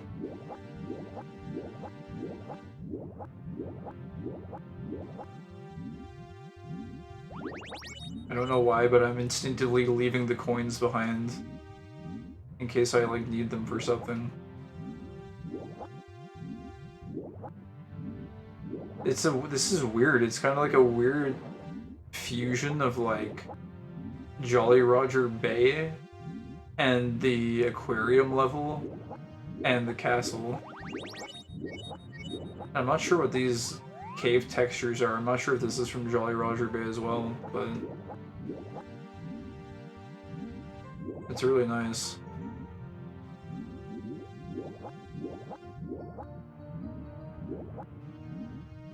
Now what is this? Oh, there's an arrow. Okay, we're going the right way at least. Ooh, a star. Oh, well, I have to get the star because I'm greedy Polish Mario. Therefore, it is my objective to collect all of the stars. Is it death if we go down here?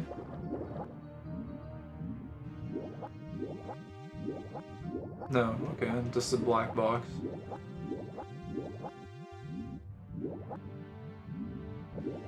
Let me refresh our power here.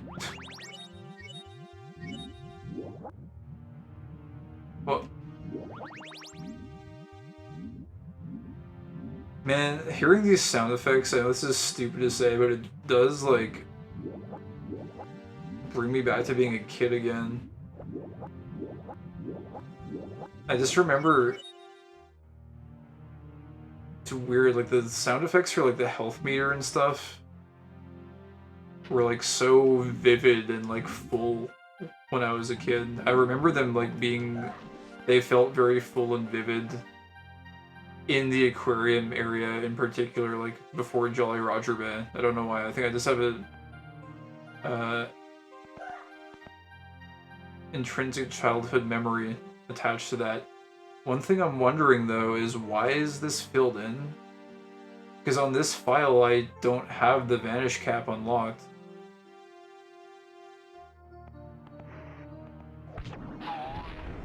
That's kind of weird.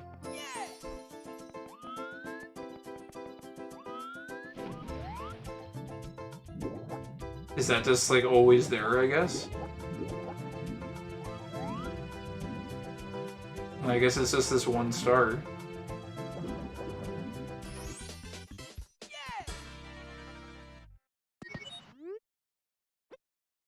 Power star. But now the mode is filled.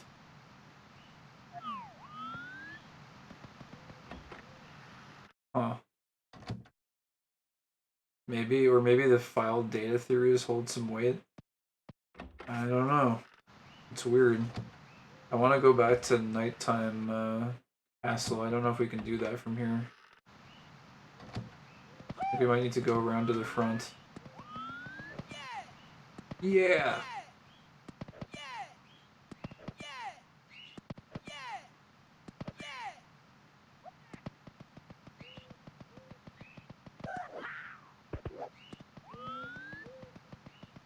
I wanted to just go explore a little bit in the 0-star area, because there's a significantly more limited number of options available to us on 0-star, since we can only enter certain doors when we have 0 stars.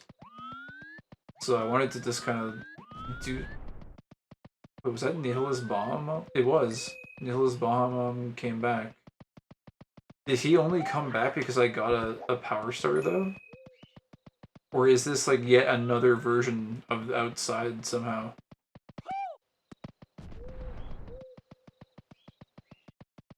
He's gone. He boomed. I can still hear him. There he goes. He is gone, but not forgotten.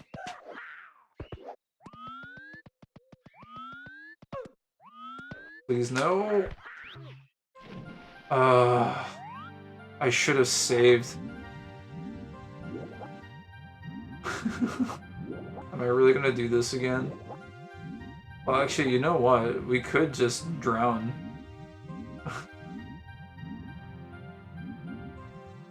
Because when we died...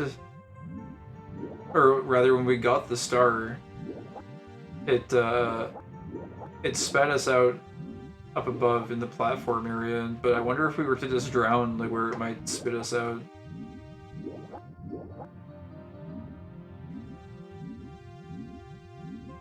Whoa, I didn't notice that this level loops too. Only if you're exceptionally bad at the game, it's a secret route. But can you...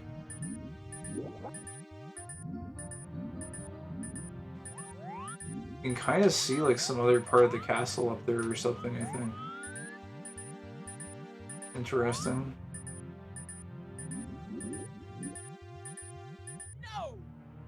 No!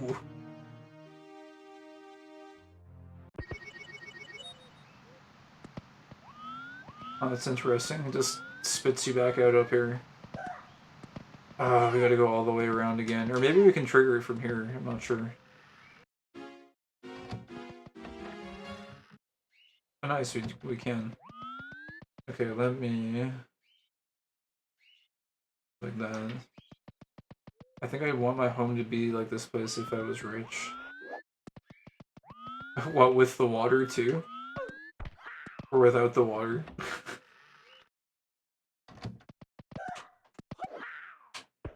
You would want it to be like that if you were a rich fish. With water. I mean, it's your call, I guess. Man, what's down all these other hallways?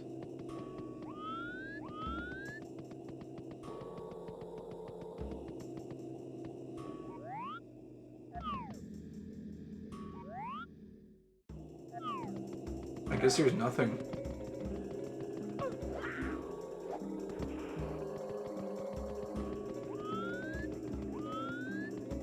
But wait a second, isn't there like another one here?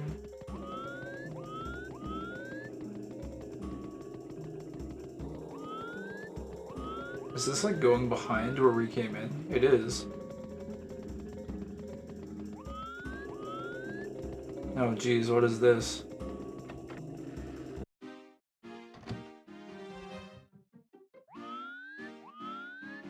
Interesting. Does that go... I always have to wonder, like, does that actually allow me to go back to where I just came from?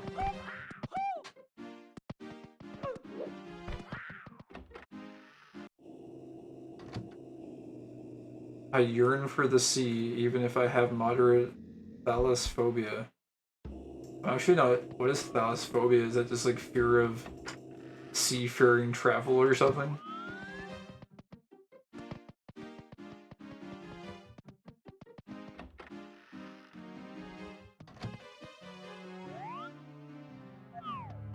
Big open areas of water.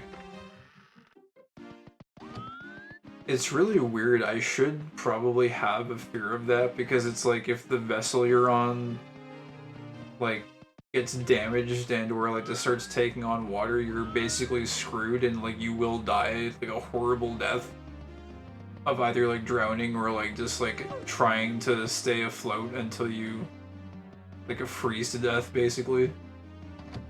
But somehow my brain like doesn't process that part, and it's just like, oh, you're on a boat, so you're fine. You're yeah, I'd survive. You'll be fine. It just like, it just invalidates that scenario entirely. It's like, no, you're fine. You have a boat, you're good. Don't worry about it. I eat the captain.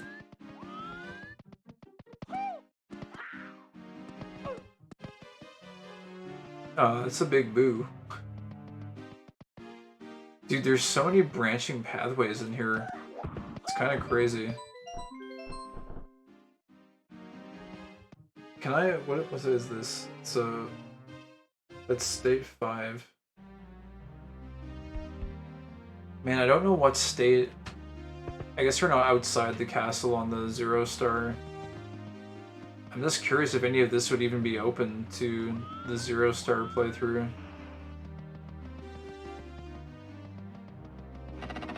Oh my god. It actually startled me that that moved, because I thought it was just a fake out. But wait, there's also a giant pipe here too. Oh no. Wait, haven't we been here before? What do you mean it keeps changing? The castle's always like this. Leaving the castle? What are you talking about? There's nothing out there. This castle... yeah, okay. You've always been here, Mario. You've always been here. What do you mean leave the castle?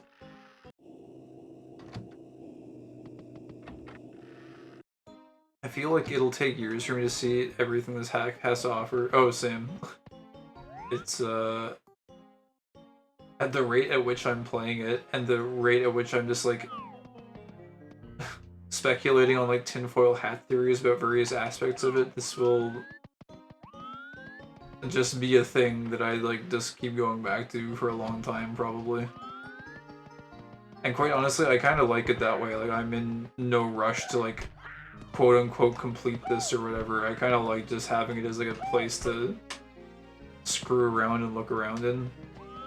Because, I don't know.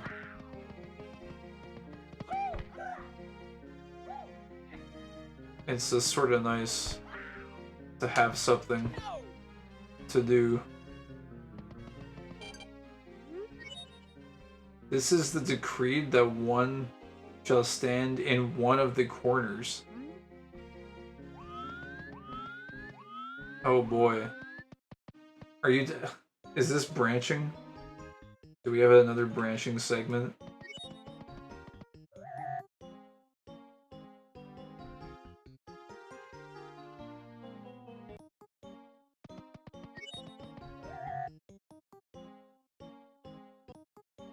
Or is it just like a actual like playful thing that's like, wait a second, no, this one doesn't go anywhere.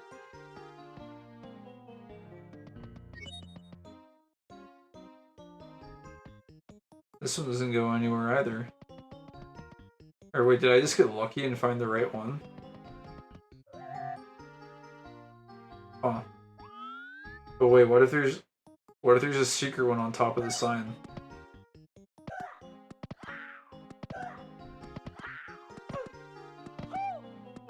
Can I even get on the sign? I don't even know if it's like physically possible to do that. Oh no, the save state counter is too high, the other paths have been locked. I'll have to go on a fresh file playthrough and like make sure I never save state once.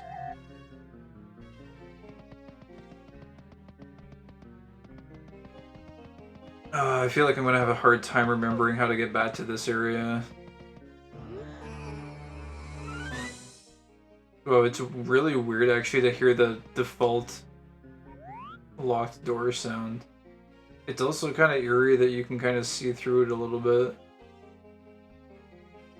Kind of reminds me of being a kid too, where like sometimes you would be able to like see glimpses of like different areas, but you wouldn't know how to get there. I feel like that feeling gets kind of lost in a lot of modern games, especially these days with the internet, because it's just like, oh, I can just like go look up how to get in there, and it's just like that kind of sense of exploration is like void because everything feels like it's already been explored before. But what's kind of cool about a hack like this is that it's like so convoluted to navigate to any particular spot that like it's like even if you wanted to find a guide on how to get to that place, like good luck. Like you're not gonna find a guide that tells you exactly what to do. Bwahahaha.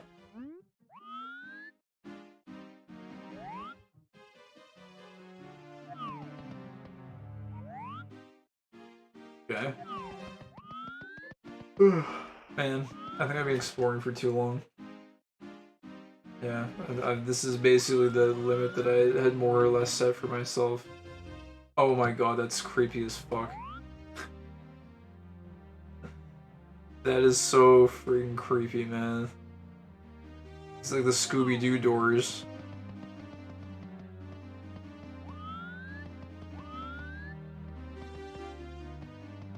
Hungarian Mario, I saw him.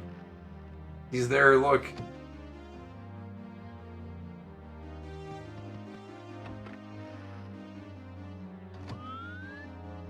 Wait a second, this one? There's no door across from this way. Or that one either.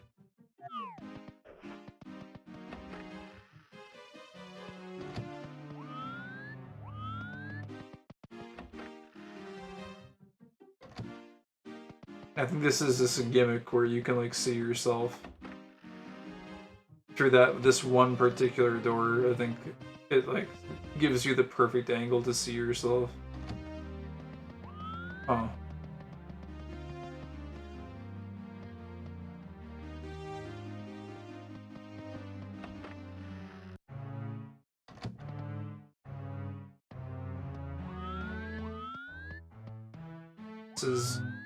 That's very Mario Party inspired, it seems. Got Peach. We got Ghost Peach. Okay. Need to channel the game's energy when I sleep so I can have the best lucid dreams imaginable. I I don't know if I would want to lucid dream in this environment. Seems like it would be kind of sus. This can't be red. It's just aesthetic. Anyways, I think I'm already kind of lost. Unless... Oh no, wait, okay, you can still come back in here.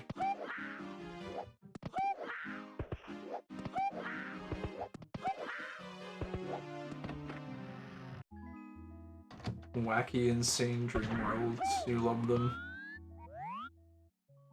Well, this place sounds peaceful enough. We got the little flower beds.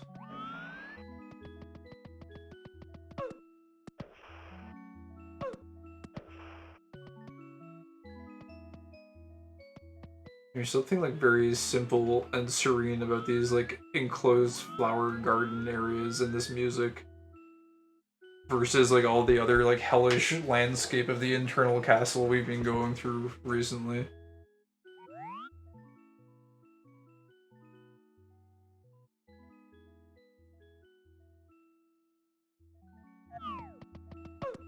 God, there's so many branching pathways though.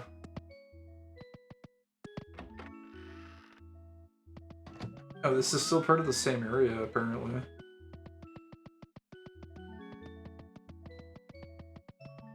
God, this area is like reminding me of Minecraft.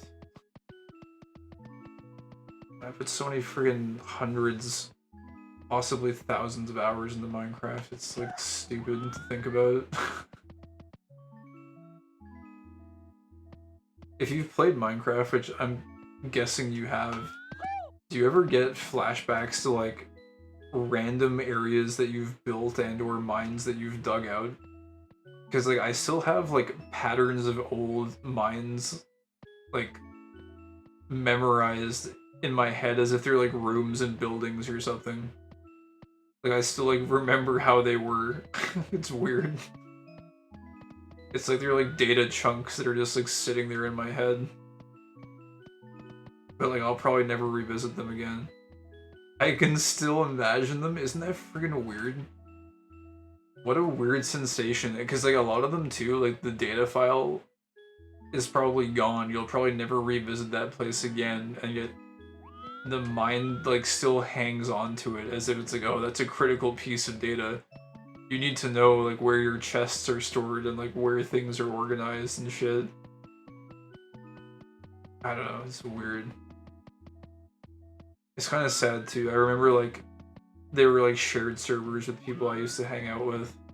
So like there's like associated memories with those people. Speaking of which, there's Luigi. Luigi! This is a very weird feeling with this music. It's like they've like found each other. Somehow this isn't like... It's so weird how the music in the area can like influence the feeling, because this doesn't feel scary or like unnerving in any way. It actually like feels like Mario just like found Luigi or something. It feels like a reunion of some kind. Just because it's such a like chill, like sleepy area. Oh, but wait, it's kind of... Wait, can they... This game is absolute peak, you know? But wait, they can't... There's no way they can't get to each other. Actually, that's kind of sad. Wait, is there... Are we gonna have to part ways? Yeah, it is sad. They can't get to each other. They're so close, but they're so far. Is it... There's no door on this side, though.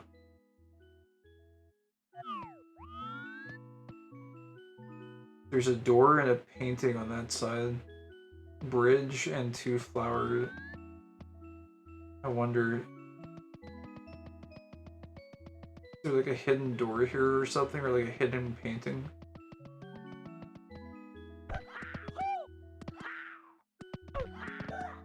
No, there's not. But there is a version over that way that's like the exact same. And it's kind of the same there, but not quite. Huh.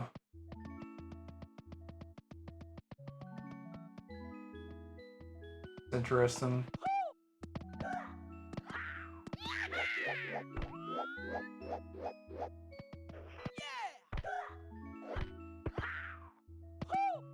He kind of phases out of existence if you jump a little bit too high up.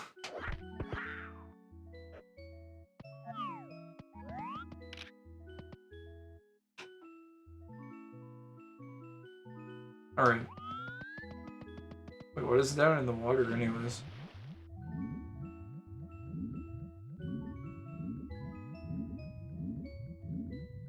Oh, there's no like secret way to like get around the mirror. It was worth a shot. The whole thing gives you child brain. It's doing a very good job of attempting to activate mine, but I think... I don't know. I think I have like resistant barriers or something to it. Because I can feel like it's trying to activate. Maybe it's just been dead for so long that it's having a hard time activating it or something. Because I have seriously been playing nothing but like the most grindiest non-game things for the past like 5 years. I don't even know if my child brain is even still alive in there. I think it's on life support, if anything.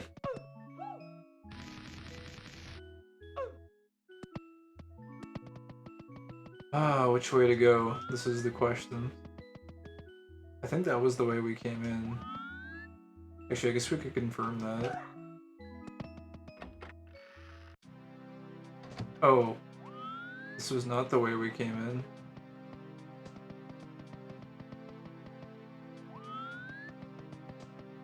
There are bookshelves and scary lethal lava land painting.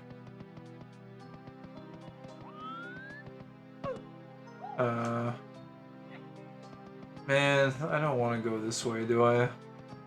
Surely there's a friendlier option than this. Although this is, I do kind of dig the bookshelves. And what is this? Oh wait, library open times, 5 AM to 9 PM.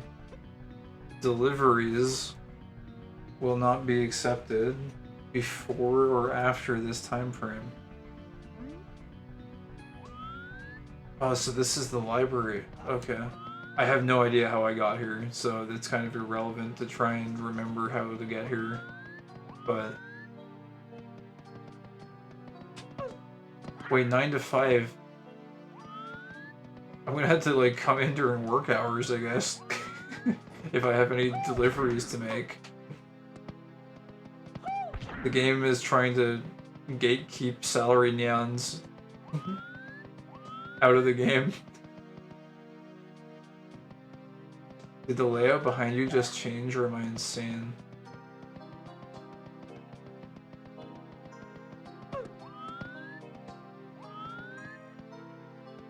The one in here? Filthy salary neon, perish. I don't think it changed. Or did it? I don't think so. It's just, there's like 3 different rooms here full of books. And the books are kind of making me think a little bit about Minecraft too. Man, the reflection, the red reflection off the bookshelves is very, like, unnerving. I'm hesitant to go into any of these places.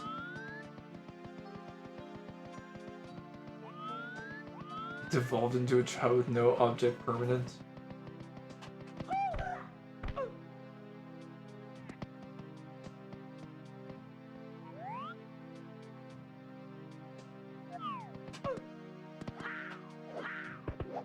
wanna go back to Luigi room.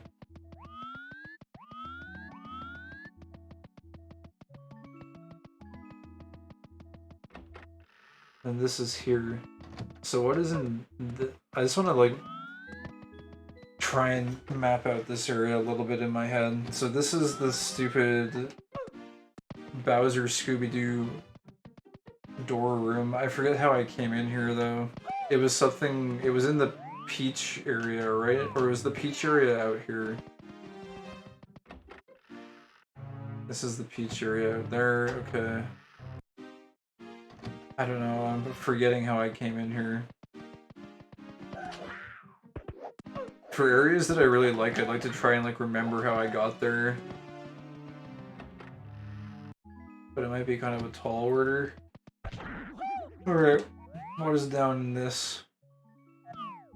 Or is this just a dead end well? Oh, okay, this isn't the branching path after all, it's just a well. Although, there couldn't be a teleporter in one of these corners, could there? I don't even think you can teleport underwater, can you?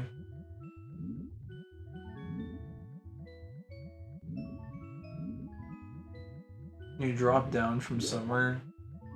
Yeah, I don't remember where.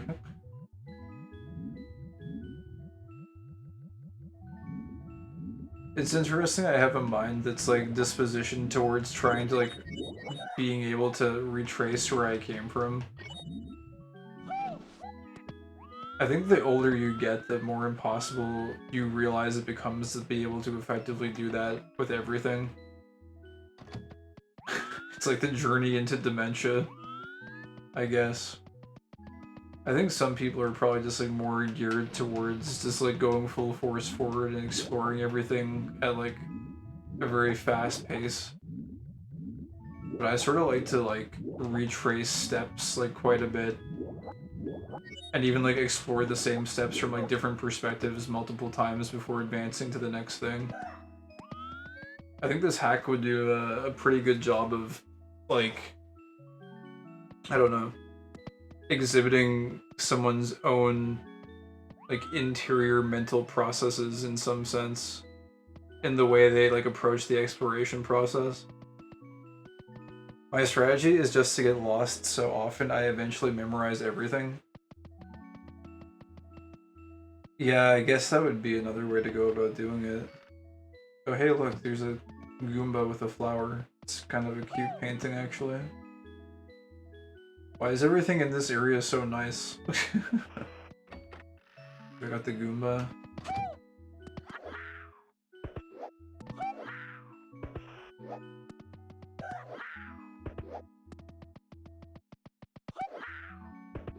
Yeah, part of me wonders if this is almost like a memory of Mario's or something, maybe. I don't know, it's like associated with like a library. Oh! There's a vanish cap switch. I think, however we got here, wait, it was through the back of the, that place. Instead of going down the sewer pipe, you go around the back, I think, of the Bowser hallway, and I think it lets you somehow get here. There's this vanish cap. What would that let us do? And wait, would that let us go through the mirror if we have the vanish cap? Would we be able to get through? I wonder.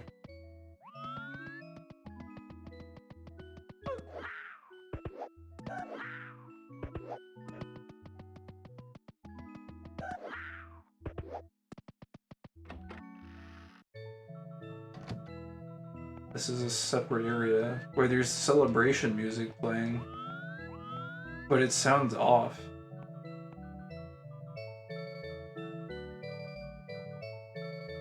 This doesn't sound right. I feel like something bad is going to happen here.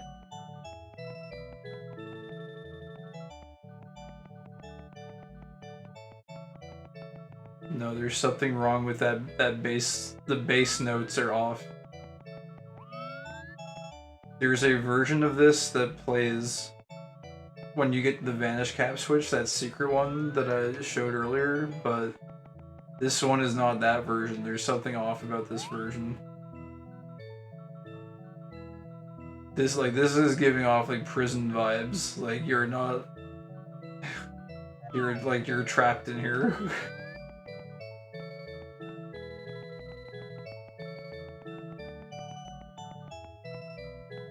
You have to collect the frog coins and the beetles, yeah.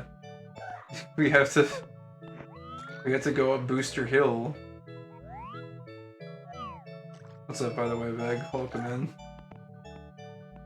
Welcome back to the madness of the castle.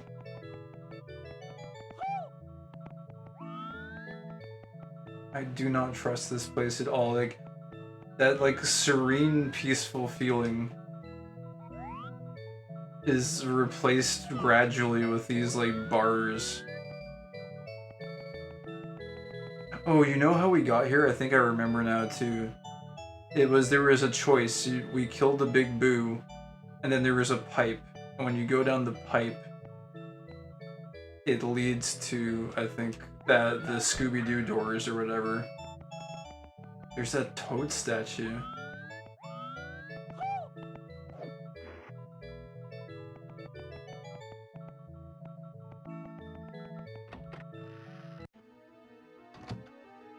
Oh my god, dude. How did you... Speaking of dementia, this is like the most like... If you go down that way, that screams like that's it. You're just embracing insanity and you're probably not coming back the way you came. Can we even still go back? We can. Okay. What other options do we have? Oh my god, there's so many things here. We've got gates. Wait a second, there's another toad here?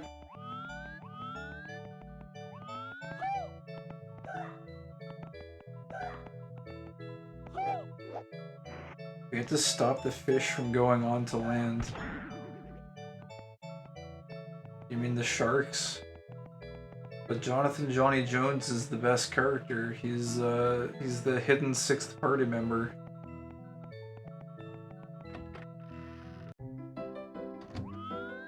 What is this place? Oh my god, what is going on there? That's the abyss. It's where you get deleted. Maybe I'll just jump into that though. A part of me kind of wants to just try out the Vanish Cap on the mirror with Luigi though, when all is said and done. If I'm going to try one more thing tonight, I'd like to try out that Vanish Cap.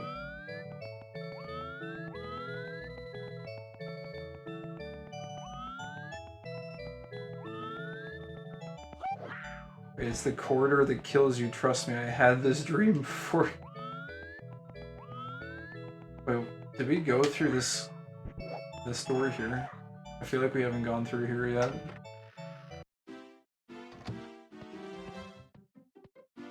Wait, this is ordinary castle music. Is this gonna like jump scare me around the corner? Is this like subverting expectation? Why is there Ghost Peach?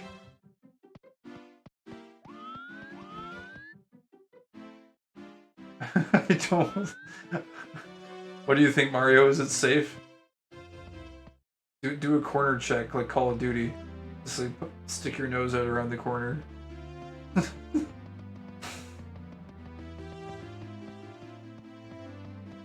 Oh, this is bad.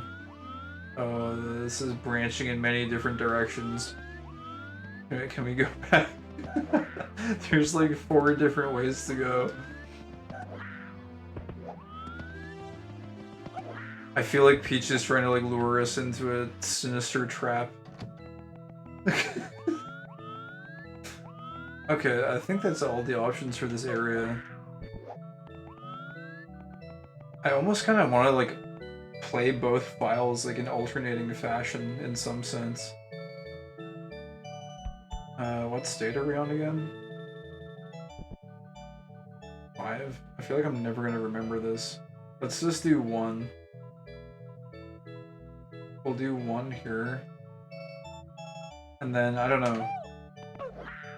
I need to like reload the game, I guess. I don't think I did any progress on the 0 file, the 0 star file, so let me just boot this up again.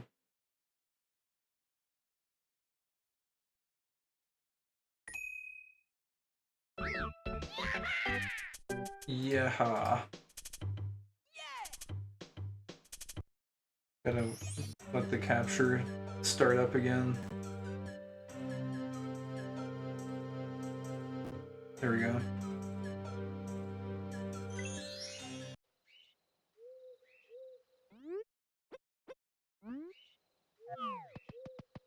Oh, one sec.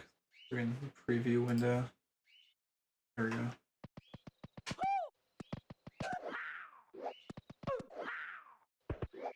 I wonder if there's a way to get to the platform without going all the way around. Like if you just do a triple jump or something, you gotta be able to make this, right?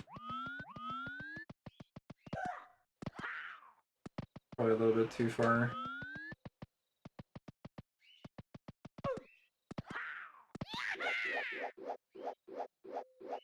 Oh yeah, there you go. Alright, we'll save state here next. And then I just want to go see, well, let's see if we can even find our way back first of all. I think it's in here, right? Nope. It's not it. It's the other way, I think. This one? Yeah. And so then I think it's this way.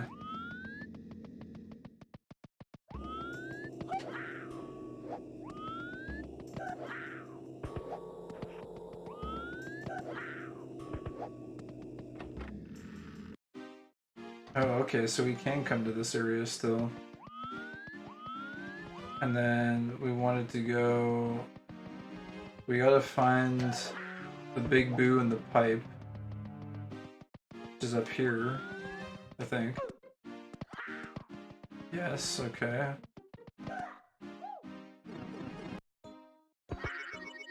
Then we're in this place. Shit, okay, and then from here we needed to go... Wait, wasn't it in like the star door, I think? Yeah, you go in the star door and then Bowser's like, wah wah ha, I caught you, bitch. Oh, wait a second. There was 2 of them that time. Wait, this is different. Oh no. It's different, maybe there's a star trigger with it, or maybe it has to do with the Bowser fights. Wait, how do I even get out of here now? Please. Bowser's really caught me in his trap this time. Okay, there we go. Is this like death?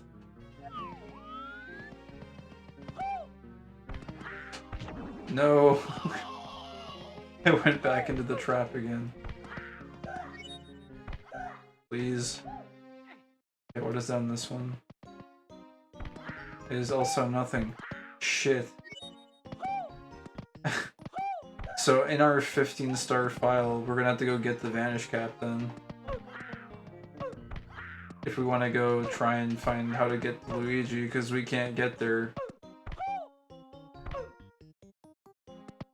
Why is it so difficult to get out of here? There we go. Well,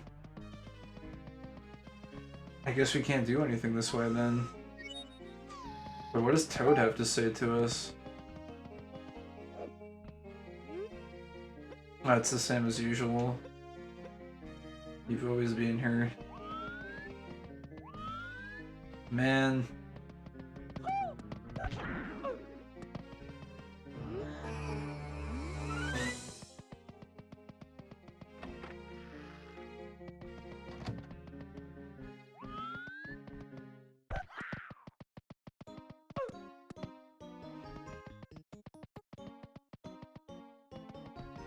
Wait, is there... You fall into this? Oh my god, you can. Well, now we're in this place. I just refer to this as hell. I don't know what else to call it. This is the hell basement. Which I don't know how to navigate at all.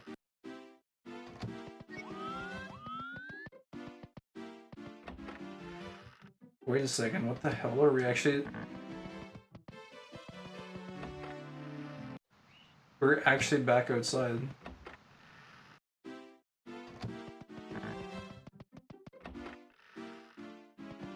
But then, now is this gonna be the courtyard again?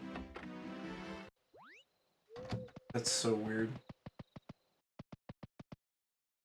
Okay, let's jump back to,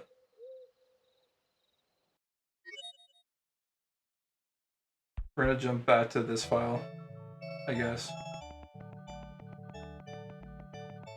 Because we can't, I don't know what else we would do on the 0-star file, because basically everything is screwed, I guess, because the Bowser door will not allow the 0-star file to get to this area. So, I don't know. We're already basically locked out of this entire area, I guess.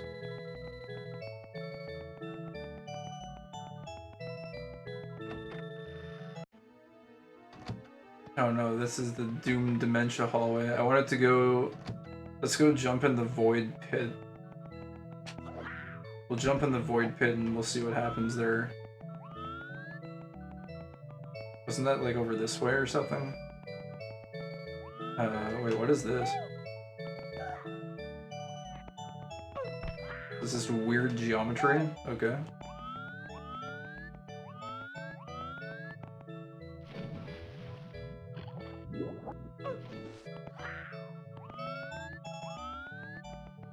Was it in here? Yeah, okay. Okay, we'll take a quick peek in this room before jumping in the Void Pit. Wait, this is more of like the peach-colored walls. What is that picture? What the hell? Are those arms or are they eyes? And are those bombs? And what is that on the front? Is that a tongue or is it a nose? You can't go into it, whatever it is. I'm pretty thankful you can't go into it, actually. Wait a second.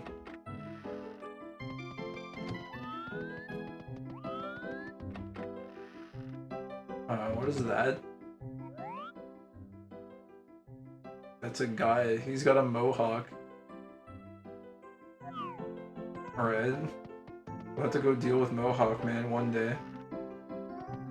The silly grabber guys? I do not think these are the silly grabber guys.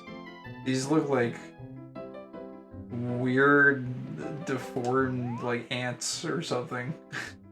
They're like ant heads. If you interpret the orange parts that are protruding out horizontally as eyes, they look like weird bug heads. But if you interpret them as arms, then they look like grabby hands, I guess. These are unused enemies? I've never seen these before in my life. I have no idea what these are. Those are so weird. Whoa, what the heck? That looks cool. That looks like some... That looks like a Neopets Fire Jub or something. It's Evil Fuzzball. I can't go into that one either. Wait, is this just like a... empty hallway? God, some of the architecture in these areas is so weird. It's like there should be something there, but there just like isn't. Oh my, that's fucking... Just like looking at these, you're like, oh, you know, nothing there, nothing there. You get kind of like lost in your head or whatever. Yeah, nothing here, nothing there. And then you see the one that is slightly off. And it's just like so jarring. It's like, I see.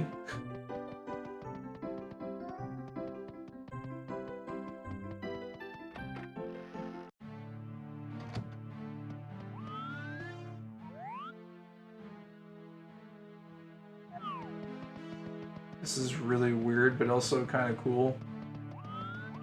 The blue fire. The color variation. Wait, it's that same picture.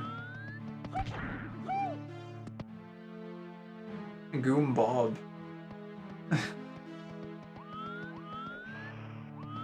What is this? There's so many like weird paintings.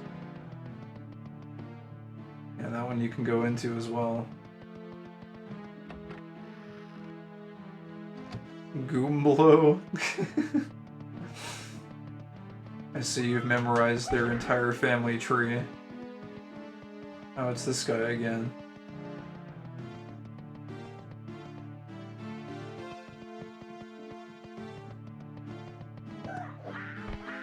Man, it's so weird that they like... This triggers a memory of the normal castle because it just reminds you of like the upstairs area where there's the fake Womp's Fortress portrait on the cloud walls. But that's it. It's just that one small fragment of recognizable area. This somehow like... God, what is... I feel like I've actually seen this in one of my own IRL dreams or something. This area.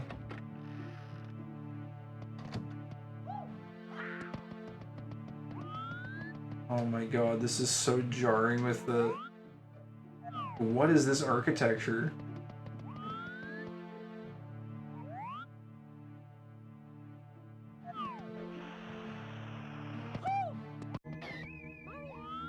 Oh my god. I'm scared, please don't kill me. I shouldn't have gone down the weird architecture. Please, I'm sorry. Alright, I guess we have no choice but to accept our fate.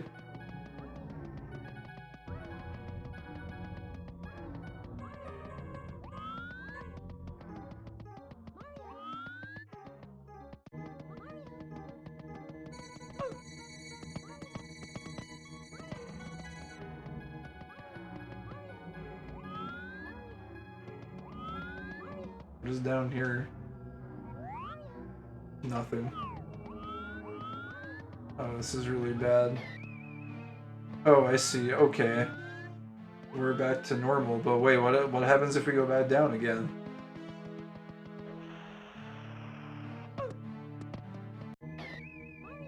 So this just kind of like triggers this like alternate reality area. But if we silly kick our way back up, we can actually escape from it, it looks like. Unless I was mistaken. Wait, what is this? No, there we go.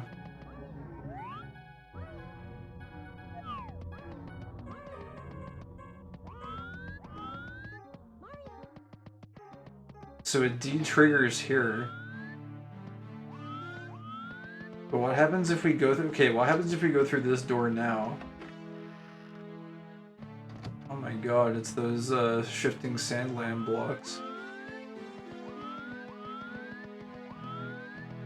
But they're painting. Oh my god, no, please. This whole area is cursed.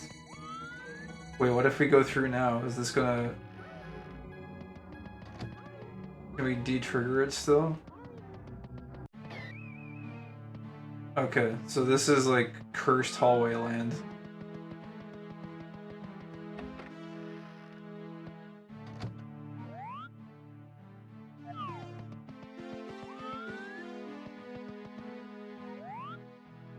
This looks like it'll trigger it again, I guess.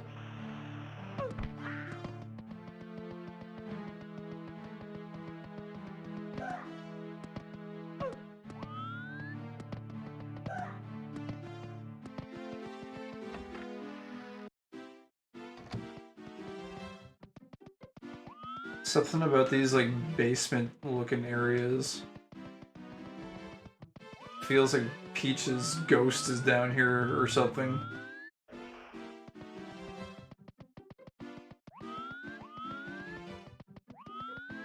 I don't know.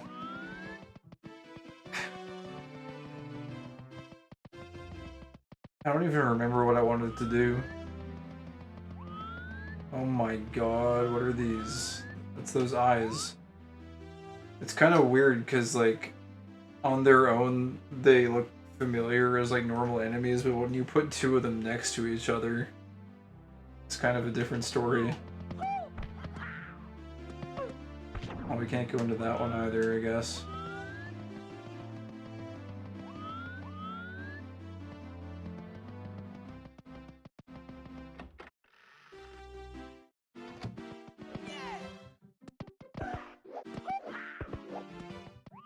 There's more eyes. What is up there? But this looks like you, like, slide down into it from somewhere else.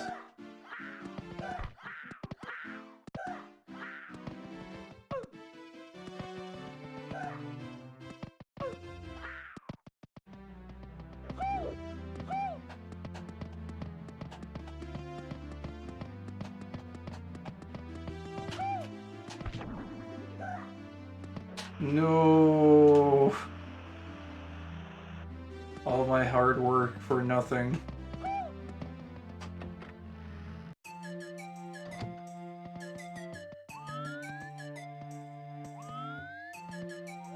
This just goes on forever.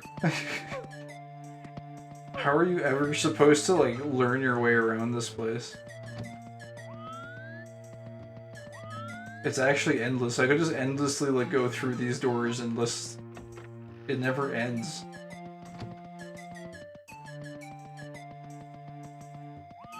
Where the actual fuck am I? You know what, screw it, I'm just abandoning myself to the badness. There could be something down these hallways too, I guess. What was down here?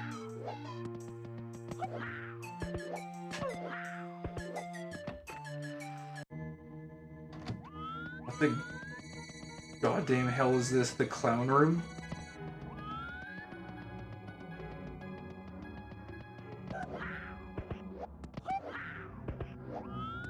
I've pretty much given up trying to, like, remember navigation at this point, and I'm just kind of going forward.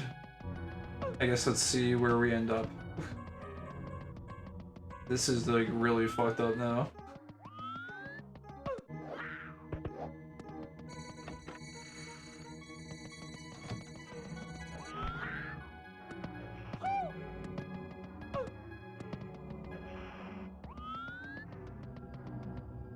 This isn't ominous or anything.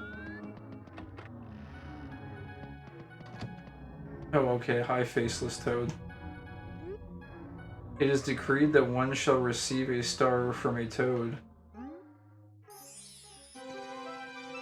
Dude, that's so weird. I do not want that. I don't want this cursed ass star. But I guess this.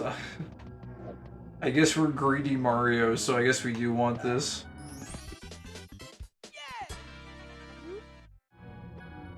Power Star. Yeah, thanks, I guess. It was decreed, you don't have a choice. Oh, I guess you're right. Guess there's no choice after all. Was there ever really a choice? Has it all been decreed from the start?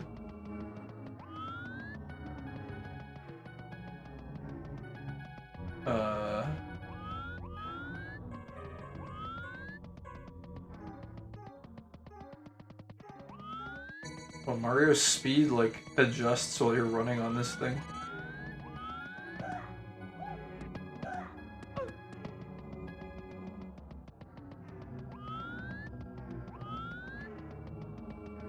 I feel like I'm just, like, missing something. Like, how do I get out of here? It's just these, like, endless hallways of, oh my god, what is that? It says endless hallways of distorted geometry. Is this like the judgment of Shadow Mario again? What is this? This looks like some sort of like torture contraption. Wait a sec, wait. It looks like a head. Or so, like if that's an eye, and then there's a nose, is this like... No, I don't think so. I think I'm like interpreting it wrong. Where am I? Vile and incorrigible machine. I thought it was a head at first.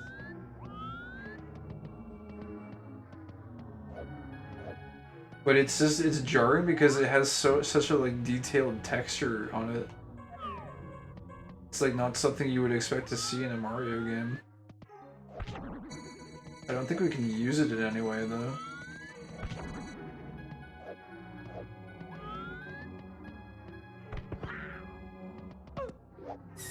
Oh, what the hell? Okay.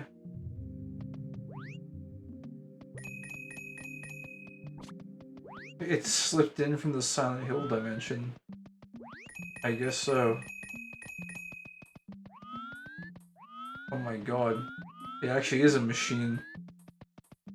It's got the gears.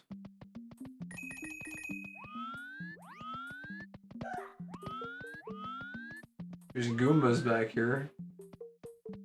Are these Goombas working the machine?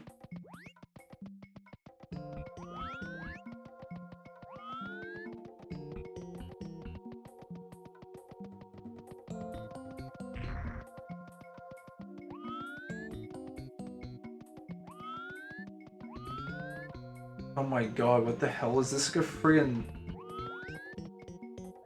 Is this a computer or something? Like, what the fuck is this?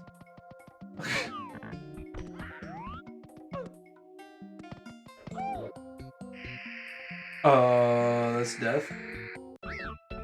That's a game over. I'm sad. Should we have save stated? Fuck. God, I need to go to bed, but I need to get the Vanish Cap. I want to go see Luigi. If it's possible.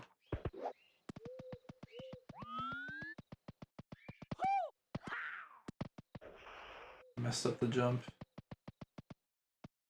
I wonder if we can get the secret Vanish Cap approach with 16 stars. I wonder if that's a thing. Yeah! Let's see. Slot 1. Save you. Try just going in this way.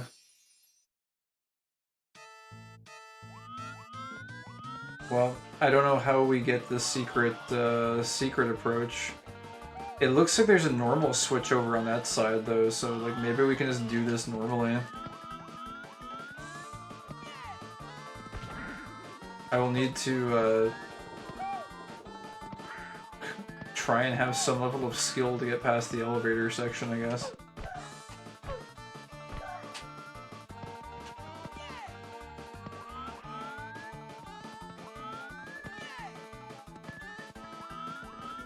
Okay. I'm too bad at the game to do this normally.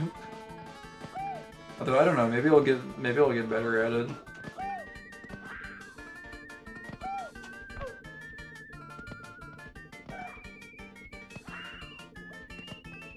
Actually, I think I was just like really bad at the game before, and I just forgot how to do that. But for the sake of time, I'm going to just save state for now.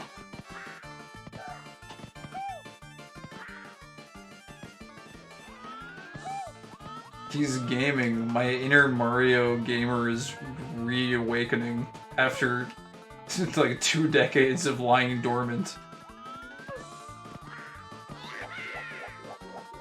It's gradually returning. So we've been here before.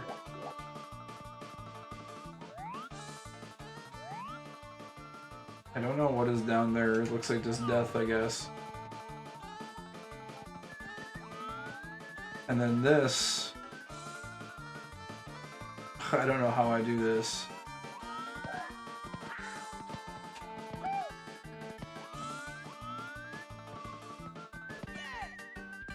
Oh no! Please! Alright, look. His ancestral blood memories have been recovered. Something like that. For the sake of time, at one point I would like to clear this without save states. when I fully reactivate gamer mode, but for right now I'm too boomer. I will opt for the time save for now. That is not what I wanted to do. Can I just like skip most of this with a triple jump? Oh, that's weird. The triple jump doesn't activate the things. It's so weird.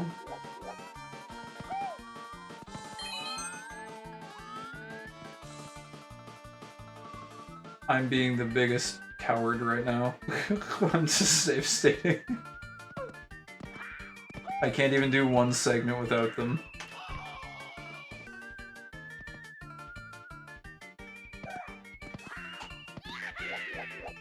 Can we just make it across? Oh, we can.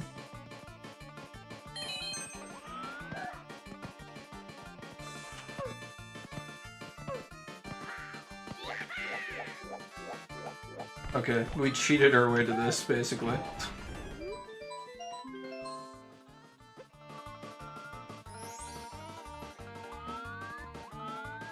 Okay, so we got this Vanish Cap switch. Oh, whoops. You know what? Maybe the rando chance to reach the other switch is a failsafe in case some people can't game hard enough.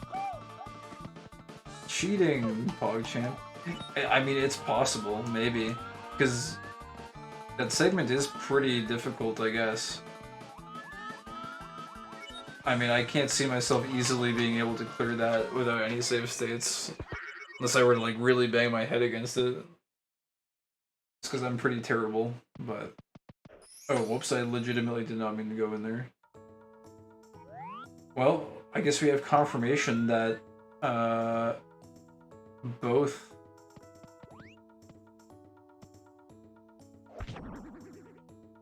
get pushed. Huh. Okay. That's really interesting. Well, I'm glad we found this place again, because I'm guessing it is just a random chance, it looks like.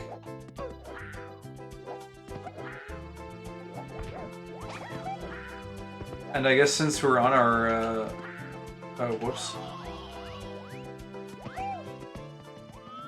We're on our star collecting file, we can go get some of the stars that are in here. We climb. Go. Yes.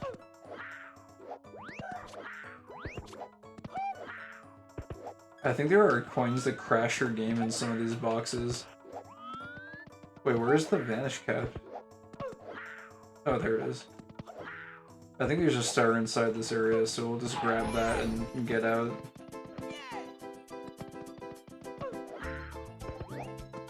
I think it's in here. Yeah, okay.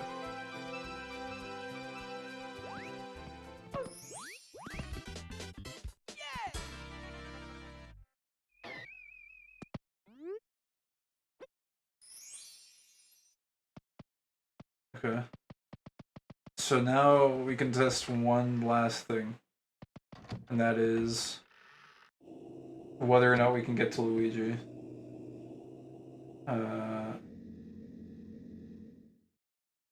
Yeah. We'll just save there for now.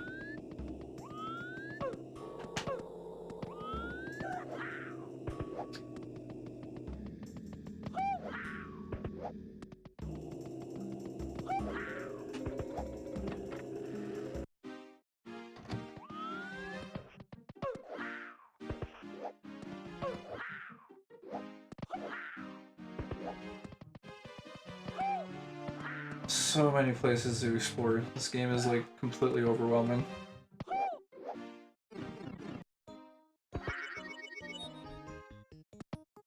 And it's crazy because you basically, like, there's like alternate routes to explore based on your star count. So like... And yeah, also like this is like not the same area, I think. Because in the other version on Zero Stars, there were 2 trapdoors, and in this one, there's only 1. Never mind, I lied. There were 2. But this, it doesn't lead you to this place unless you have stars. But anyways, let's go to our serene Minecraft area. Sentenced to 10,000 years in the Forever Mario game. Look, if there's more areas like this one, then that would make it okay.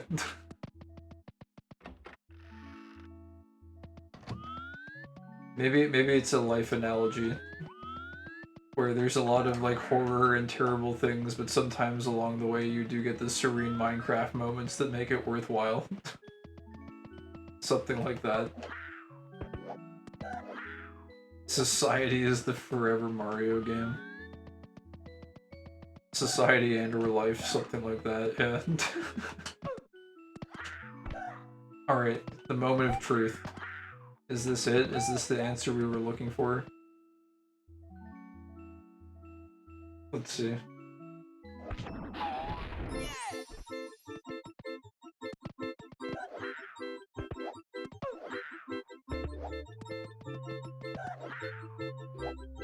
Oh my god, it's gonna run out.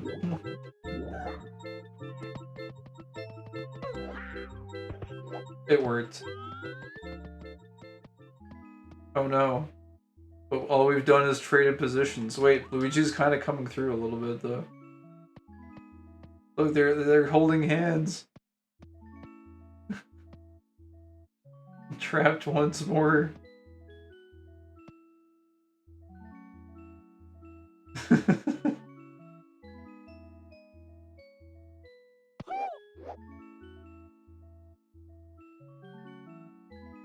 Alright. Is there a vanish cap to get back? I think we're actually trapped. Let me check the water at least. Trapped once more. Sleepy dead. Any secrets? What if it mirrors the entire castle? Well, the thing is, this area that we just went into is not an exact mirror of the area that we just left. It's, like, different, slightly. It's like, this area that we're in right now is actually to the left, back in that area. It's so weird, though, the crossing over, if you think about it, because if these are 2 separate entities, it's like, I'm going to go explore an entirely new area that, like, Luigi has just been through and explored. And Luigi's gonna go explore the area that we just explored, so there's like a... I don't know. Do you think they, like, talked during this time or something? Do you think they shared tales of their adventures? I don't know. Oh look, they both go to sleep. They're taking a sleepyhead break. I don't know. I guess we'll go see what Luigi has been dealing with. Can we really even say that mirrors offer perfect reflections in the first place? More societal commentary nonsense. Yeah, I don't know. I mean... Oh my god. Dude, this just shattered any opportunity, like, any sense of, like, positive... Like, hey, I'm sure Luigi had a great adventure. And he went through all sorts of interesting trials and tribulations, and we're gonna go see them all too. So you know what this actually is. This is the analogy for Mario has always been player 1 and the one in the spotlight. And Luigi has always been locked as player 2 and never used. And now we've entered into Luigi's position, where we're the one that is never selected and never chosen, and we're locked on the other side, where we never get to, like, see any of the main game or anything because no one ever plays as Luigi. And so now we are the one that is locked behind. Now we get to... Basically, I think this picture that we're about to go into is a representation of everything Luigi has harbored over these years. This is me reading into it. So this picture is what it feels like to be the unselected player 2 character. I think it means that Luigi secretly has an edgy side that he's embarrassed about and doesn't want other people to see. Really? I don't know. It looks very like menacing. But I guess that's just my initial reaction to it, because to me when I look at this picture, it's very like menacing and dark, and since his like inner face is basically missing, his sick inner self. Yeah, I don't know. I'm kind of like scared of it, but I don't know. I guess it could be interpreted as cool. I guess we have no choice but to go in and find out.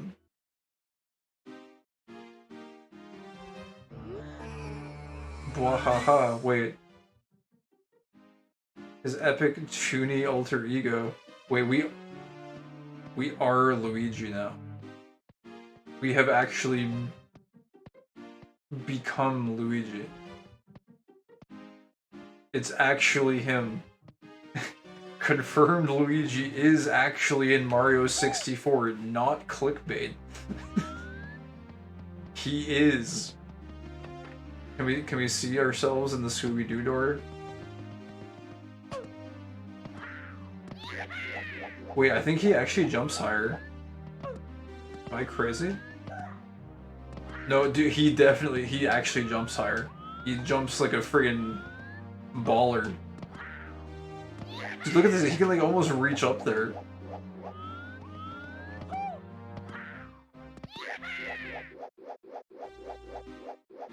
Which one was the Scooby-Doo door? This one, I think? No, not that one. It's gotta be one of these. There it is. Okay, so fair enough, we're here, but then what happens if... Wait, can we freely choose between them now? Because if we go back...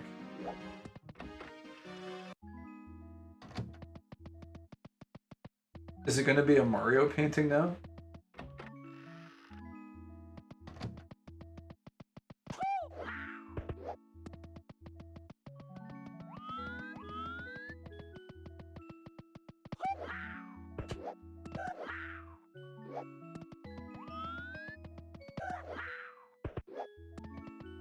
Oh my god, okay, that's creepy. Where's Mario? Mario's missing. Mario is missing. Mario! Mario! Where is Mario?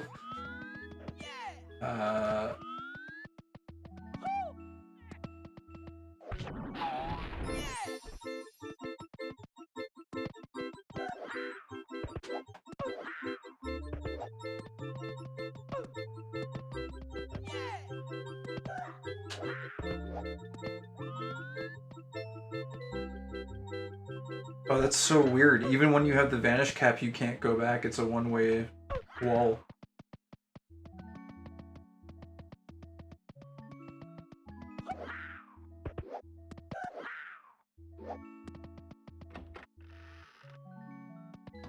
It's still Luigi.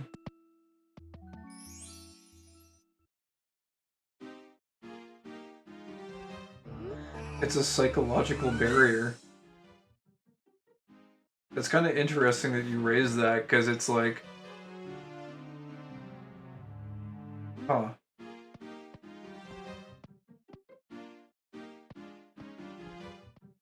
It's like Luigi can never be Mario.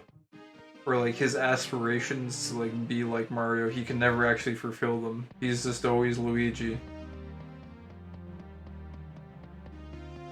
Interesting. My nonsense strikes gold once in a while. Yeah, no, I think it's interesting. I think that actually kind of holds true. It's because like as the player, we instinctively go back to see like, oh, okay, let's go see Mario. We'll just go turn back into Mario, but we can't because we are now Luigi.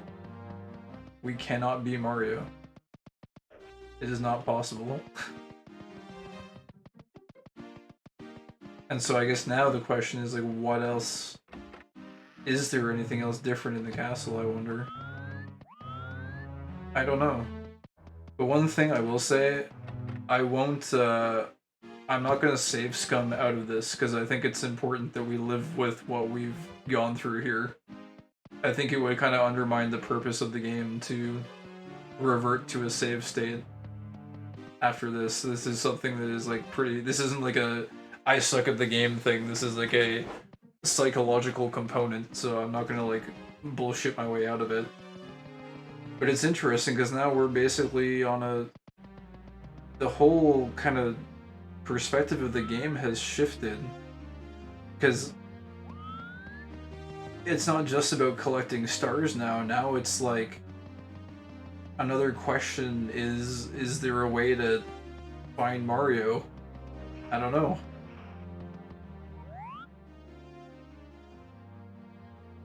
Is there a way to find ourselves?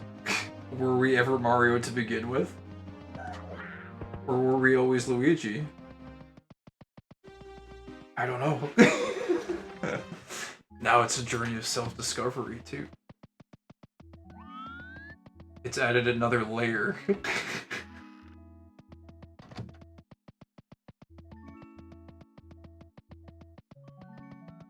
Man, this area also has a different feel to it now, too. It was so peaceful before, and then we went and opened the Pandora's box. Once again, it's just like society.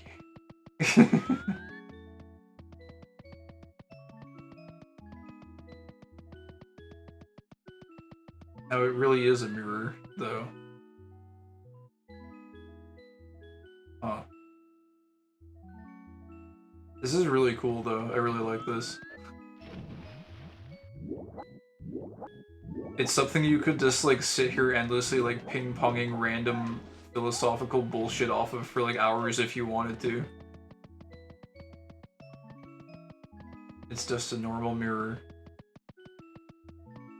Maybe we were just seeing what we wanted to see in the mirror hole. You could just sit here saying stupid, cheesy shit for hours. It is interesting, though. Wait a second. Wait, this wasn't always quite like this, was it? Unless I just missed this door that one time. I might not have explored that door previously.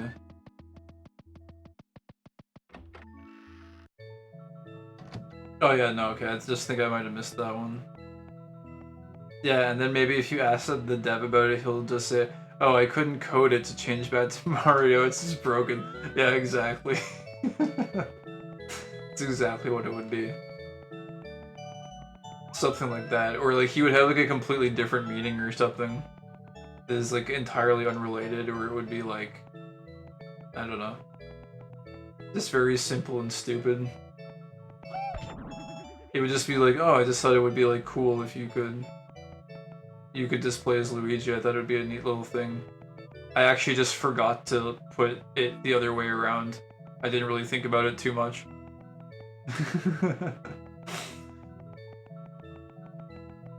But that's this death of the author concept, right? Where it's like players and people that digest a piece of work will just like run wild with it and come up with their own theories, and then it kind of transforms the work long after the author is gone. The hair on Luigi's sideburns has the wrong colored edge to it. Deepest color index lore. Oh, really? Holy shit. Oh yeah, no, you're right, I think. It's mismatched.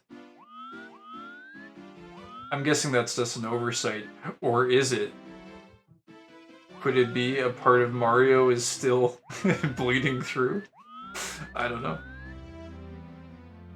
Luigi forgot to dye the rest of his hair in his failed effort to be like his brother.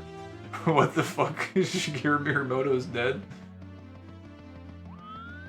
Was he ever really alive to begin with? Maybe Mario was actually Wait a second. Wait. Oh, I thought she like wouldn't fade away when it was Luigi or something. Maybe Mario is actually just societal subconscious made manifest, and there was no Miyamoto. Miyamoto is just our coping mechanism to make us think that an individual created Mario when actually it's just the collective subconsciousness of everybody. That thing looks pretty creepy to sniff it from far away. Oh, we can actually go in there. Well, I guess we'll go in and visit the Sniffit then, because I don't know where else we should go right now. Every consciousness is personalized. Mario, the idea. Is it? It's floating backwards. Now it's floating forwards. Okay, how far can we push our triple jump now, though? Like, let's be real, there are some advantages to being player 2 here. Like, we can jump really high. So if we're bad at the game, we now have a little bit of an advantage. Oh my god, it's the bats. Wait, that bat was colored like Super Mario. Super Mario World. Whoa, what is this place?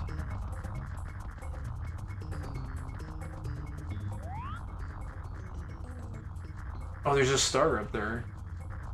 It's like Rolling Rocks almost, but like extremely cursed. Okay.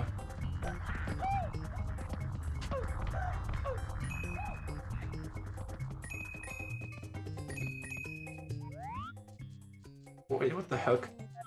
Did I get juked? Where is it?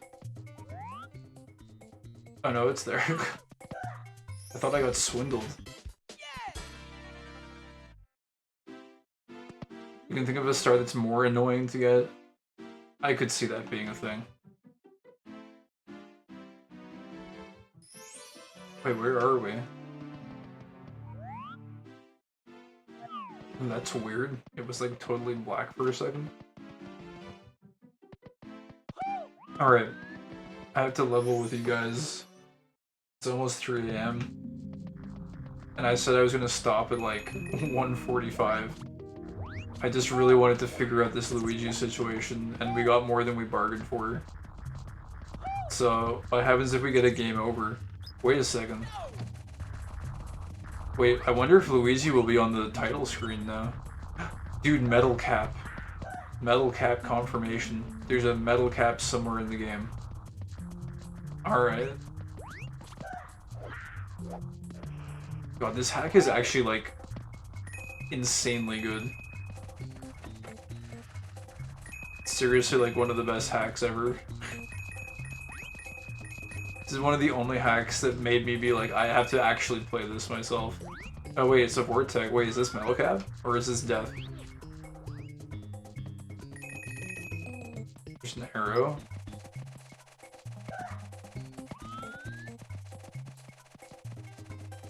I do really like the color scheme on the Super Mario World bats. The green and the red. They look like little watermelon bats. I don't know what's up with these spider guys, though. They just look a little bit weird. What is this? Oh my god, well I guess we're going into it. Hello, sir?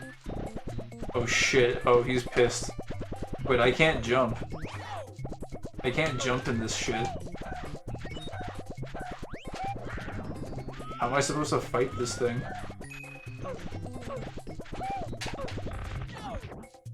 He does like 80,000 damage. I do have health regeneration though, apparently. I think I damaged him. Those scuttle bugs are not invited at the Jamboree.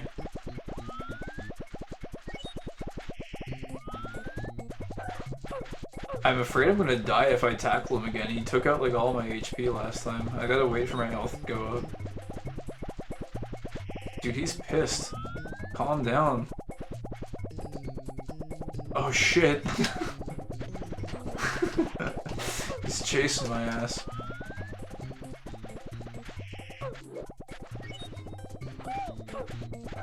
Alright, come here, bitch. Yeah. Oh, I got him. I didn't even take any damage. I'm a pro. Oh, dude, he's getting mad. Oh, he's getting mad. I don't think that damaged him.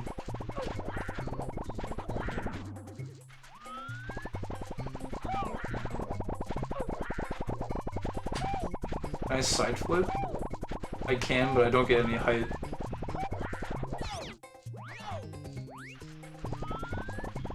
Oh, he's like super pissed now.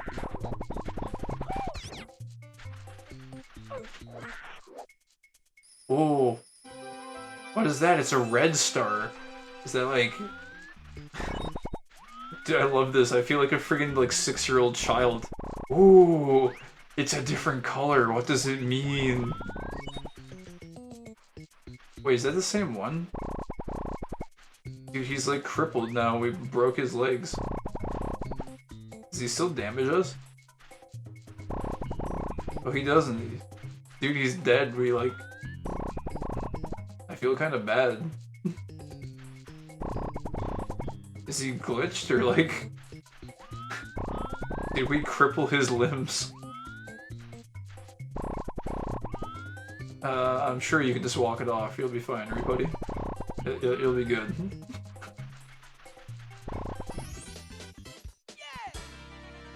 We got a red star. What was Luigi doing when he jumped out of the picture?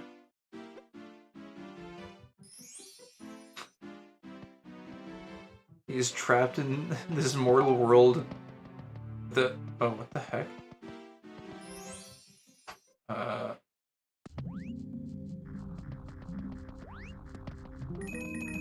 Yeah, I guess that was just glitching out a little bit. He's trapped in this mortal world without a corporeal vessel. This is his punishment. I guess so. Alright, let's jump in the hole.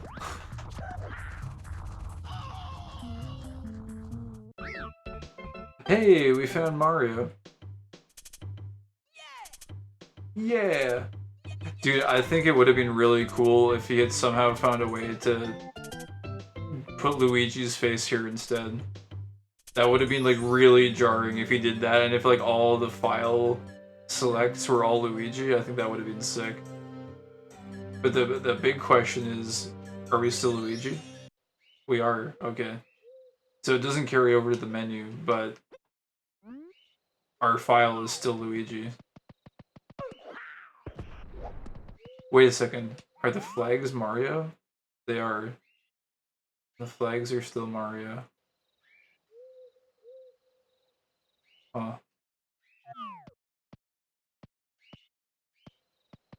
Man, this is so weird though. There was a... When I was watching the playthrough from the one guy originally, I think there are ways you can lose your hat in this game, or in this hack. And it was interesting then too, because it felt kind of like you lost a part of yourself almost. Or like a part of what defined Mario when that happens. But it's sort of like a similar effect now with playing Luigi, because it's like it doesn't quite feel the same, and it feels like there's just something slightly off. But I don't know. It's like when that happened as well, it's like there's like a search for something in the castle that you're now actively looking for. I don't know. Don't know how to phrase it exactly. There's a butterfly though.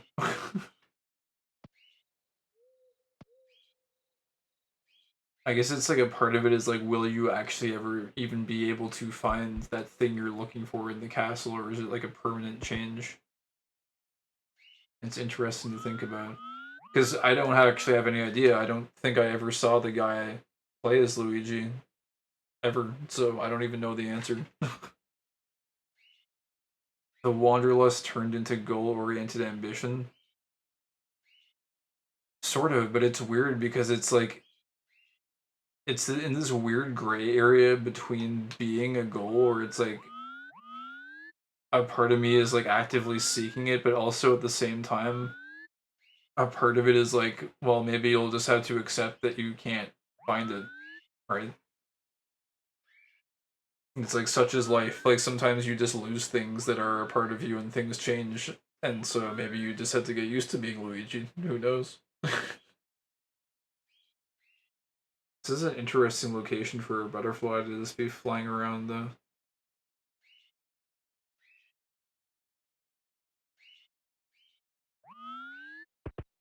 Oh, wait, he lay down on his side. Well, Mario didn't do that. At least I don't think so. We waited a pretty long time and Mario didn't lay down on his side for a while. So I guess maybe this Luigi model is based off of the original Mario model. Versus, I guess that one that we were looking at previously, maybe that's like an alpha model or something, where it like doesn't go on its side. I don't know. Sleepy Dead is right though. I'm gonna go turn into Sleepy Dead, I think. But this was like really fun. I always know I'm going to spend way too much time when I start playing this hack, but I'm always so glad that I did. I think a part of what I wanted to put in the title too was like sometimes the irresponsible decisions you make in life are actually like the best ones, even though they're irresponsible.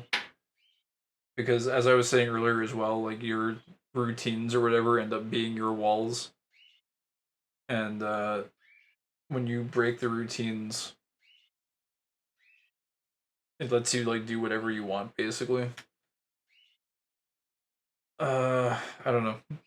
I think sometimes when you make the irresponsible decisions, some of the best things come out of life that way. Because otherwise, you're just kind of like trapped in your routine walls or whatever. But I will have to pay for this in the morning and be tired as fuck. But I think it was worth it. It was totally worth it. Anyways, uh, I might be streaming a little bit more than usual, maybe, as I like try to work out what I want to fill my time with. Not sure. Guess we'll see. But it might be more frequent than like once a month or like once a week, maybe. I'm not sure. I guess we'll see. Godspeed, Mr. Vibe. Godspeed to you too, Gabba of the Ghouls. Thanks for hanging out. I'm not sure if you're still there. Veg. Is it Veg or Veg? I'm guessing it. I don't know what way would be better to pronounce it. Veg or Veg. But thank you either way for hanging out as well. Uh, I'm gonna go become Sleepy Dead and fall over and lay down sideways as Luigi and contemplate if I ever really was myself, or if I was always player 2. Maybe this is the beginning of the self-discovery journey where I had to discover who I really am. I don't know. Anyways, thanks for hanging out, guys. It was fun. And I'll see you next time. Bye bye for now.